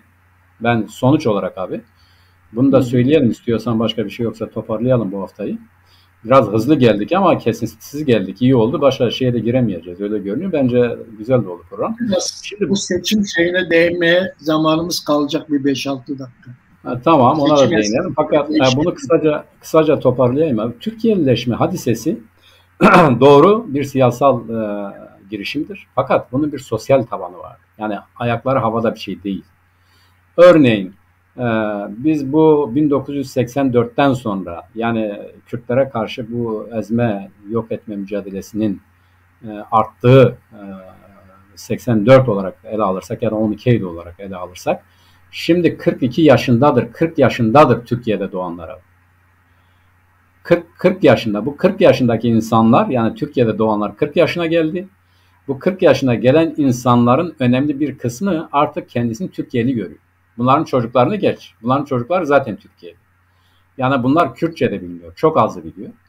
Şimdi bu insanların Kürt haklarına evet ama Türkiye'den ayrılmaya hayır ya da Türkiye'lileşmeye evet demelerinin nedeni bu sosyolojiyi iyi izleyen, iyi takip eden devletin siyasetidir. Yani siyasal uyanıklığıdır. Yani bugün HDP'nin de bunu böyle demesi boş bir şey değil. Hatırlıyorsun, bir ara bir sosyal psikolog vardı. Kürtleri topluyor belli bir araya. Belli bir müddet sonra diyor ki ya bu Kürtlerin ayrılacağı yoktur. Bu kadar da korkulacak bir durum değildir diye bir kamuoyuna yansıyan bir araştırma ya da bir görüş de vardı. Şimdi Türkiye'lileşme ya da Türkiye ile birlikte kalma, Türkiye ile birlikte kalmaya evet Kürt haklarını istiyoruz diyen popülasyonun yoğunluğu, yani gerçekten de geriye kalanların hepsini bastırıyor. Örneğin dindarlar bir defa biz ayrılmak istemiyoruz diyor. Ayrılmak istiyoruz diyenler ya da kendi devletimiz olsun diyenler o Kürt milliyetçileri dediklerimiz, sosyalistler dediğimiz ya da sol dediğimiz çevrelerdir. Bunlar %16-17 civarında bir şeydir, öyle görünüyor. Onun dışındakilerinin çoğu, halkın, yani halk demiyorum, bu siyasal düzeyde ele alıyorum. Bunlar Türkiye ile birlikte ama Kürt haklarının tanıdığı bir yönetimden söz ediyorlar. Bunun da sosyolojisi var. Yani artık Türkiye'de doğmuş, büyümüş, kendisini buralı sayan, buralı gören insanların çıkarları itibariyle de reel olan budur. Yani onlar kendilerini burada ifade edebiliyorlar. Bu konuda söyleyeceğim bu. Bu raporun bence zaten bizim de böyle gördüğümüz, böyle tahlil ettiğimiz bir hadisenin burada bu şekilde teşkil edilmesi, ortaya çıkması bence önemliydi. Bu rapor nihayetinde hemen hemen herkesin ya da herkesin okuması lazım. Siyasetin tabii ki okuması gerekiyor ama diğer Kürtlerin de mutlaka okuması gereken önemli bir araştırma. Zaten orada dile getirilen diğer araştırmaların hepsinin de büyük önemi var. Bunları izlemeleri lazım. Bu hafta da biz bunları dile getirdik. Bu konuyla ilgili söyleyebileceğim en önemli şey bu. Yani Türkiye'leşme hadisesinin aynı zamanda sosyolojik bir yapıya tekabül ettiğini, aynı zamanda bir ekonomik çıkara tekabül ettiğini, aynı zamanda bir ne diyelim yaşadığı alana hitap ettiğini görmemiz lazım. Bu boş bir siyaset değil. Bu önemlidir. Buna şunu da ekleyelim abi. Son olarak yani mesela diyorlar ki ya işte ayrılınca siz gideceksiniz. Bu çok yani fels bir düşünce, yanlış bir düşünce. Ulusların kendi kaderinin tayin hakkı ya da ayrılma hakkı, popülasyonun yer değiştirme olayı değildir. Tabii ki bu gönüllülük esasına göredir. İsteyen istediği yerde yaşayabilir ama burada söz konusu olan biz siyasal haklardan söz ediyoruz. Yani belli bir kitlenin, belli bir kütlenin siyaseten kendisini yönetme hakkıdır. Yoksa herhangi bir şeyi bölme, alıp götürme, ayrıştırma falan hadisesi değildir. Bu yanlış olarak empoze edildiği için.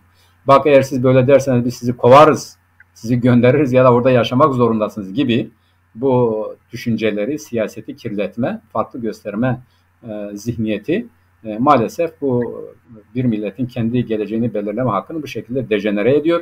Bu şekilde kitlelerin gözünde öcü haline getiriyor, bu şekilde korkutuyor. Evet, biliyorsun Mehmet geçen hafta önemli bir şey de oldu. Bu seçim yasası meclisten geçti. MHP ile AKP'nin hazırladığı seçim yasası. Burada 4 tane temel değişiklik var. Bir defa işte baraj %10'dan %7'ye indirildi. O belli ne için yapıldığı, hani MHP'yi barajın üstünde bırakmak için yapılmış bir şey. Öyle gözüküyor. MHP oradan kurtarılmaya çalışılıyor. İkincisi seçimlerde milletvekilliğinin dağıtılma yöntemi değiştirildi. Mevcut sistemde bir seçim çevresinde milletvekilleri önce ittifaka sonra ittifak partilerine dağıtılıyordu. Yapılan düzenleme ile seçim çevresindeki şeyler değiştirildi. Seçim çevresindeki milletvekilliği direkt olarak partilere göre, partilerin o ilde aldıkları oylara göre dağıtılacak. Bu da tabii küçük partileri ittifakın içerisinde olsalar bile, baraj takıntısı olmasa bile, ittifakın içerisine girip barajı geçseler bile milletvekili çıkaramayacakları, daha az milletvekili çıkaracakları bir şeye doğru itti bunu. Bir değişiklik de Türkiye Büyük Millet Meclisi'nde grubu olan bir siyasi parti seçime katılıyordu. Biliyorsun seçime katılabilmenin 2 tane şartı vardı. 41 ilde örgütlenme ve seçim tarihinin belirlenmesinden 6 ay önce büyük kongresini yapma şartı vardı. Birincisi. İkincisi de veya Türkiye Büyük Millet Meclisi'nde grubu olma şartı vardı. Şimdi bu grubu olma şartı kalktı. Sadece seçimlere katılabilmek için 41 ilde örgütlenecek ve kongresini de seçimden önce 6 ay önce yapmış olması gerekiyor şartına bağlandı. Yani bunların yine dördüncü bir değişiklikte seçim kurullarının yapıları değişti. Orada yani AKP ne bekliyor? Burada nasıl bir şey bekliyor? Yani Türkiye'de belli bir YSK'ların oluşturulmasında, seçim kurullarının oluşturulmasında belli kural vardı. O kuralı tamamen yeniden ele aldı, değiştirdi. Ve üstelik de diğer 3 madde 1 yıl sonra uygulamaya sokulurken bu madde 3 ay sonra uygulamaya sokulacak. Belli ki AKP'nin de yaptığı mühendislik hesaplarında buradan bir beklentisi var. Yani bu seçim kurullarının yapısının değiştirilmesinde AKP'nin bir beklentisi var ki hemen devreye sokuyor. 1 yılı bekleniyor. Niye bekleniyor? Çünkü erken bir seçim durumunda mevcut seçim kurullarıyla seçime gitmek istemiyor. Evet. Bunun nedeni o. Bunu hemen devreye sokuyor. Bu da şunu gösteriyor ki demek ki yani bu her ne kadar seçim kanununda bir değişiklik olsa bile demek ki bir erken seçim ihtimali de var. Yoksa bu maddeyi de buradan ayırmaz. 1 yıl sonra uygulamaya sokabilirdi. Demek ki bir erken seçim ihtimalinin olabileceğini de burada sinyalleri gözüküyor. Gibime geliyor bana burada şimdi. Evet. Tabii bunların hepsinde Mehmet şey var. Yani baştan beri Kürtlerin seçimlere sokulmama, seçme ve seçilme hakkının gasp edilmesi olayı var. Tamamen bu siyasi partiler yasası burada bu şeylerde böyle Kürtlerin seçme ve seçilme haklarına müdahalelerle doludur. Zaten %7 barajı bir şey değil. 41 ilde örgütlenme barajı %7 barajın çok üstünde bir barajdır. Evet. Kürtlerin seçime girmelerin meselesinde ve Kürtleri Türkiye'leştirmek bağımında. Yani sen sadece bölgede örgütlenemezsin. İşte sen bütün Türkiye'de örgütlenmek zorundasın. Kürtlere dayatılmasıdır. Bu aynı mesele. Zaten bir tek o mesele kaldı. Hiçbir zaman sen bölgede tek başına örgütlenemezsin. Türkiye'de örgütlenmek zorundasın. Dayatılması oluştu bu şekilde. Ama bunlar biliyorsun eskiden böyle değildi. Yani evet. 70 öncesi bu siyasi partiler yasası seçim kanunları çok farklıydı. Örneğin mesela ben bir örnek vereyim hemen. İşçi Partisi kurulurken İstanbul Valiliğine dilekçe vermişti. Ha. Şimdi götürüp İçişleri Bakanlığı'na vermek zorundasın. Yani bunlar evet. Sonradan getirildi. Öyle gidip de İçişleri Bakanlığı'na dilekçe vermek gerekmiyordu. İstanbul Valiliğine veya Diyarbakır Valiliğine dilekçe verdiğinde partiyi kuruyordun. Ama evet. Şimdi öyle değil. Şimdi götürüyorsun, İçişleri Bakanlığı'na veriyorsun. İçişleri Bakanlığı almak zorunda olduğu halde almıyor. Bunlar şimdi almıyor. Bu fiili bir durum abi. Yasa dışıdır yani. Yasa dışıdır. Almıyor. Tabii, alma zorunluluğu var aslında. Öyle bir yetkisi yok. Ama evet. Almayabiliyor. Almayınca da hiçbir problem ortaya çıkmıyor. Yani şu anda o durumda olan siyasi partilere müracaat etmiş. Parti kurmaya müracaat etmiş. Partiler var mesela. Yine mesela 41 ilde örgütlenme zorunluluğu bize getirildi. İşçi Partisi döneminde benim hatırladığım kadarıyla tip 15 ilde örgütlüydü. Tabii öyle bir mecburiyet yok. Öyle bir mecburiyet yoktu. 15 ilde örgütlüydü. İşte %3,5 oy aldı İşçi Partisi. 14 tane milletvekili. 14 tane de milletvekili çıkarmıştı. %3,5 evet. Oyla. Böyle baraj, evet. Maraj bunlar yoktu. Yani evet. Eskiden. Ama işte o %3,5 o bütün hepsini hesaplıyorlardı. Aldığı bütün oyu hesaplıyorlardı. O %3,5 Milli Parti sistemi. Evet, 400 milletvekilinin zaten 14 milletvekili yapıyor yani. %3,5 14 tane. 14 tane milletvekili çıkarıyordu yani. Çıkarıyordu. Böyle bir hiçbir oy boşa gitmiyor. Gitmiyordu. %3,5'la 14 tane milletvekiliyle o zaman gruplar 10 kişilikti. Rahatlıkla İşçi Partisi'nde grubunu kuruyor. Bunlar sonradan evet. Kürtlerin önünü kapamak için, biraz da sol önünü kapatmak için 70 sonrası darbeden sonra getirilen değişiklikler evet. Genelde de Kürtlerin önünün kapandığını görüyorsun. Mesela biz şeye de karşıyız. İşte genel kurullar Ankara'da yapılır. Niye Ankara'da yapılıyor? Türkiye İşçi Partisi Malatya'da yapmıştı. Türkiye İşçi Partisi İstanbul'da yaptı. Evet. 2 tane kongresini. Bir tanesini Malatya'da yaptı, bir tanesini İstanbul'da yaptı. Niye ben büyük kongremi Ankara'da yapmak zorunda kalayım ki? Zaten her ilde seçim kurulları var ve ilçe seçim kurulları gelip zaten seçimleri yapıyor. O zaman Ankara'da yapma zorunluluğu neden? Bunu niye getirdiler? Dikkat edersen. Abi dikkat edersen bu parlament hani demokrasi diye bize yutturulan güçlendirilmiş parlamenter sistemciler de bunlardan hiç söz etmiyor abi. Yok etmiyorlar. Yani bunlara aynen devam ettirmek istiyorlar. 12 Eylül'e karşılar 12 Eylül mevzuatını aynen devam ettirmek istiyorlar. Ben işte onu anlatmaya çalışıyorum. Yani evet. Asıl değiştirilmesi gereken şeyler bunlar. İşte genel merkezlerin Ankara'da bulunması zorunlu. Ne gerek var? Ben genel merkezimi Diyarbakır'da açarım. Böyle bir zorunluluk niye bana dayatılıyor? Değil mi? Evet. Bunlar da önemli şeyler. Asıl mesela siyasi partiler yasasında çok böyle mayınlanmış alanlar var. Mesela bir 81. madde var Mehmet. Siyasi partiler yasasının 81. maddesinde diyor ki Türkiye Cumhuriyeti ülkesi üzerinde milli veya dini, kültür, mezhep, ırk veya dil farklılığına dayanan azınlıkların bulunduğu söylenemez. Bu yasada Evet. duruyor mu? Bunu istediğimiz anda karşımıza Anayasa Mahkemesi partilerin kapatma davasında önümüze koyuyor. Koydu zaten abi. Koyuyor bunu. Yani bunu mesela değiştirilmesini hiç kimse talep etmiyor. Bunları konuşalım demiyor. Bu A bendi mesela 81'in A'sı. 81'in B'si diyor ki Türk dili ve kültüründen başka dil ve kültürleri korumak, geliştirmek veya yaymak yoluyla Türkiye Cumhuriyeti ülkesinde azınlıklar yaratarak millet bütünlüğünü bozmak amacı güdemezler veya faaliyette bulunamazlar. Buyurun. Evet. İşte bu işte ırkçı milliyetçilik. Tabii, aynen. Bizim Kürtler burada ayrışıyor bu tür milliyetçiliklerden. Ayrışıyorlar şeyde. Evet. Yine 81'in C'si var.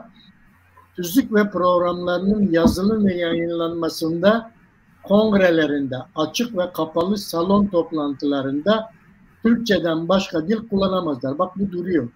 Bunu değiştirmiyorlar. Evet. Ama buna şu anda de facto olarak ses çıkarmıyorlar. Ama yasada duruyor. İstediği anda bununla müdahale ediyorlar. Evet. Bunlar var şeylerde. Bir de 82. madde var. Burada da bölgecilik ve ırkçılık yasağı. Bölgecilikle ırkçılığı aynı kafese koyuyor.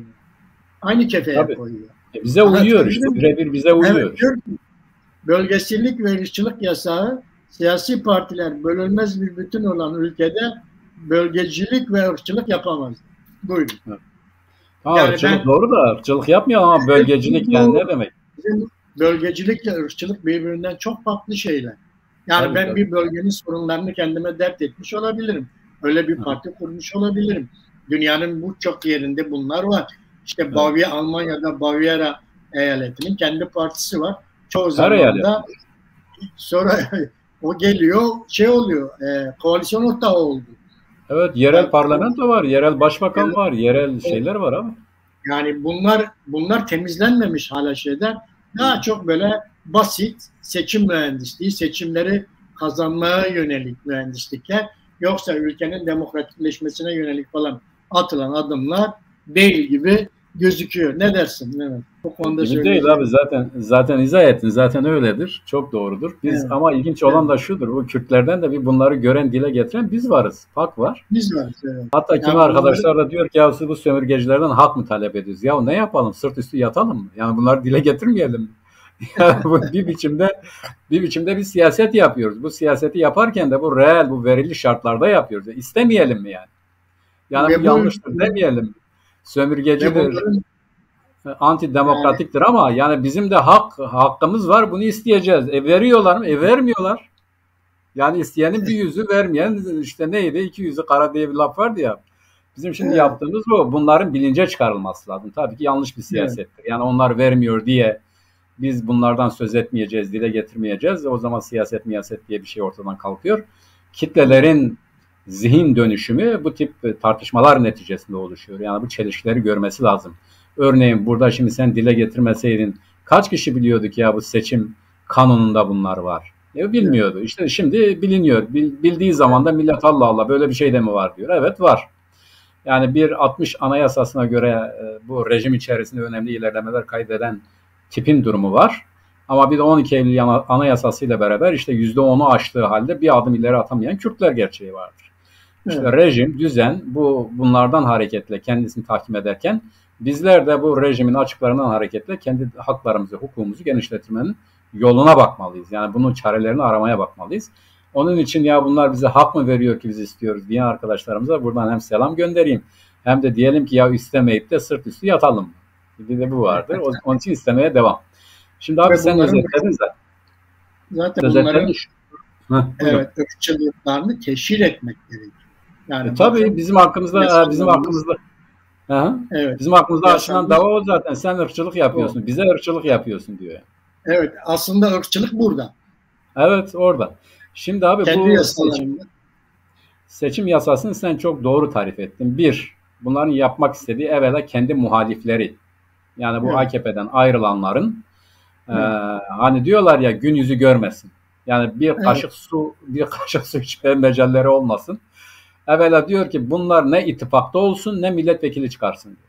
Bu yasanın özeti bu. Bir, iki, Kürdistan'da da yani bu sandık yönetimini vesairesini değiştirmesinin nedeni de diyor ki benim yeni atadığım insanlar var. Açıktan onlar bu işi yapsın demeye utandığı için diyor ki kurayla çekelim. Evet. O kurada nasıl bir yol bulmuş onu bilmiyoruz ama bir umut. Diyor ki bu benim atadığım yeni hakimler de sandık başkanlığı, kurulu başkanlığı yapsınlar. Onlar geldiği zaman ne yapabilir onu da bilemiyoruz. İkinci çaresi de o. Yani bu iki konuda kendisine avantaj sağlayacak bu iki konuda ciddi değişiklikler yaptılar. Bu değişiklikler ne kadar sonuç verir hep beraber göreceğiz. Fakat şu var, bunu 2018'e göre yapmışlar abi. 2018'deki verilere göre yapmışlar. 2018 ile bugün arasında 4 yıl geçti. Yani bu 4 yılda zaten herkes biliyor oy dağılımı nasıl değişti. Yeni siyasal realiteler vardır. İşte az önce bizim görüştüğümüz rapor gibi konular var. AKP'nin oy kaybı %10'un üzerinde Kürdistan'da. Belki de daha fazla. Bu daha da artacak. Şimdi ben bunun pratikte işe yarayacağı kanaatinde değilim. Yani şartlar farklı şartlar.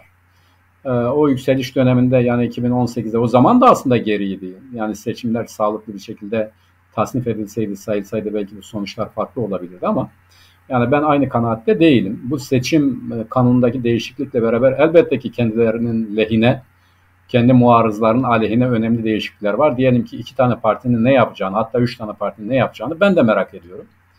Yani Gelecek Partisi, Deva Partisi ve Saadet Partisi ve Demokrat Parti 4 tanesi. Bunların ne yapacağını ben de merak ediyorum. Ama diyelim ki öbür taraftan HDP'yi düşünerek de bunu yapmışlar. Herhalde bu HDP'nin lehine olur. Yani oyları azaldı. Sen söyledin %38'e düşmüş. %41'den 38'e 3 puan bir gerileme var. Ama bu seçim yasasıyla HDP onu izale edecek. Yani o HDP'nin işine yarayacak gibi görünüyor.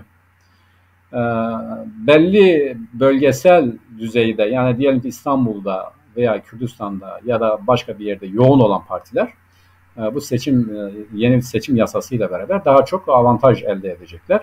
2018'e göre yapılmış bu şeyde onlar avantajlı görünüyor ama 2022'de, 2023'te yapılacak seçimlere göre belki de muhalefet cephesi bu yasadan daha çok faydalanacak gibi görünüyor. Ben çok ciddi bir beklentinin karşılanacağı kanaatinde değilim abi ama ondan önemlisi şudur. Belki bunu önümüzdeki hafta tartışalım. Ne diyorsun bilemiyorum ama ya bu Kürtler ne yapmalı? Evet. Lenin ünlü bir yapıtı vardı ya ne yapmalı? Onun öncesinde de bir romanın adıydı o. Lenin onu okuyor, oradan bir siyasal strateji çıkarıyor. Biz bu realiteyi konuştuk, görüştük. Türkiye'nin realitesini bugünkü şartlarda işte bu çalışmayla beraber de ciddi bir takım bilimsel veriler de var artık elimizde. Şimdi bu tablo ışığında Kürtler ne yapmalı? Bence önümüzdeki programda da birkaç tane konuk alarak bu giderek yaklaşan bu Türkiye'nin değişim sürecine öyle diyelim. Değişimi olumlu anlamda, olumsuz anlamda değil, objektif olarak söylüyorum. Seçimler itibariyle. Önümüzdeki programda bunu konuşmak kaydıyla Kürtler ne yapmalı sorusuna cevap arayalım diyorum abi. Arayalım da Irak'ta ne yaptılar Mehmet biliyorsun. Irak'ta Şiiler bölündü, Kürtler bölündü, Sünniler bölündü. 220 parlamenteri oturuma getirtemiyorlar. Geçen ilk şeyde 220 parlamenterin 202'sini getirmişlerdi. Sonra yapılan oturumda 178 parlamenter katıldı. Bir türlü Cumhurbaşkanlığı seçilemiyor. Kürtlerin mutlaka bir adayda ittifak etmesi gerekiyor. O da maalesef olamıyor. Bakalım önümüzdeki günlerde nasıl olacak? Zaten herhalde Cumhurbaşkanlığı oylaması Irak'ta belirsiz bir tarihe ertelendi. Bir tarih açıklanmadı. Yani ya da ben rastlamadım bir tarih verildi mi diye. Bir tarih gözükmüyor. Dileriz Türkiye'de Kürtler daha birlikte hareket edebilme şansını yakalar. En azından bizim acil talepler dediğimiz taleplerin arkasında birlik oluruz, beraberlik oluruz ve Kürtlerin kolektif haklarının anayasa güvenceye kavuşturulması konusunda en azından birlikte hareket etme olanağı sağlarız diyelim. Mehmet, bu haftanın da programını böylece bitirelim. Evet, bitirelim abi. Zamanımız da geldi. Evet. Herkese denbaş diyelim. Önümüzdeki hafta Denbaş. Görüşmek üzere. Evet. Mutlularla görüşmek üzere. Tekrar görüşmek üzere. Hoşça kal abi. İyi tatiller diliyorum. Görüşmek üzere. Hoşça kal Mehmet. Sağ olun.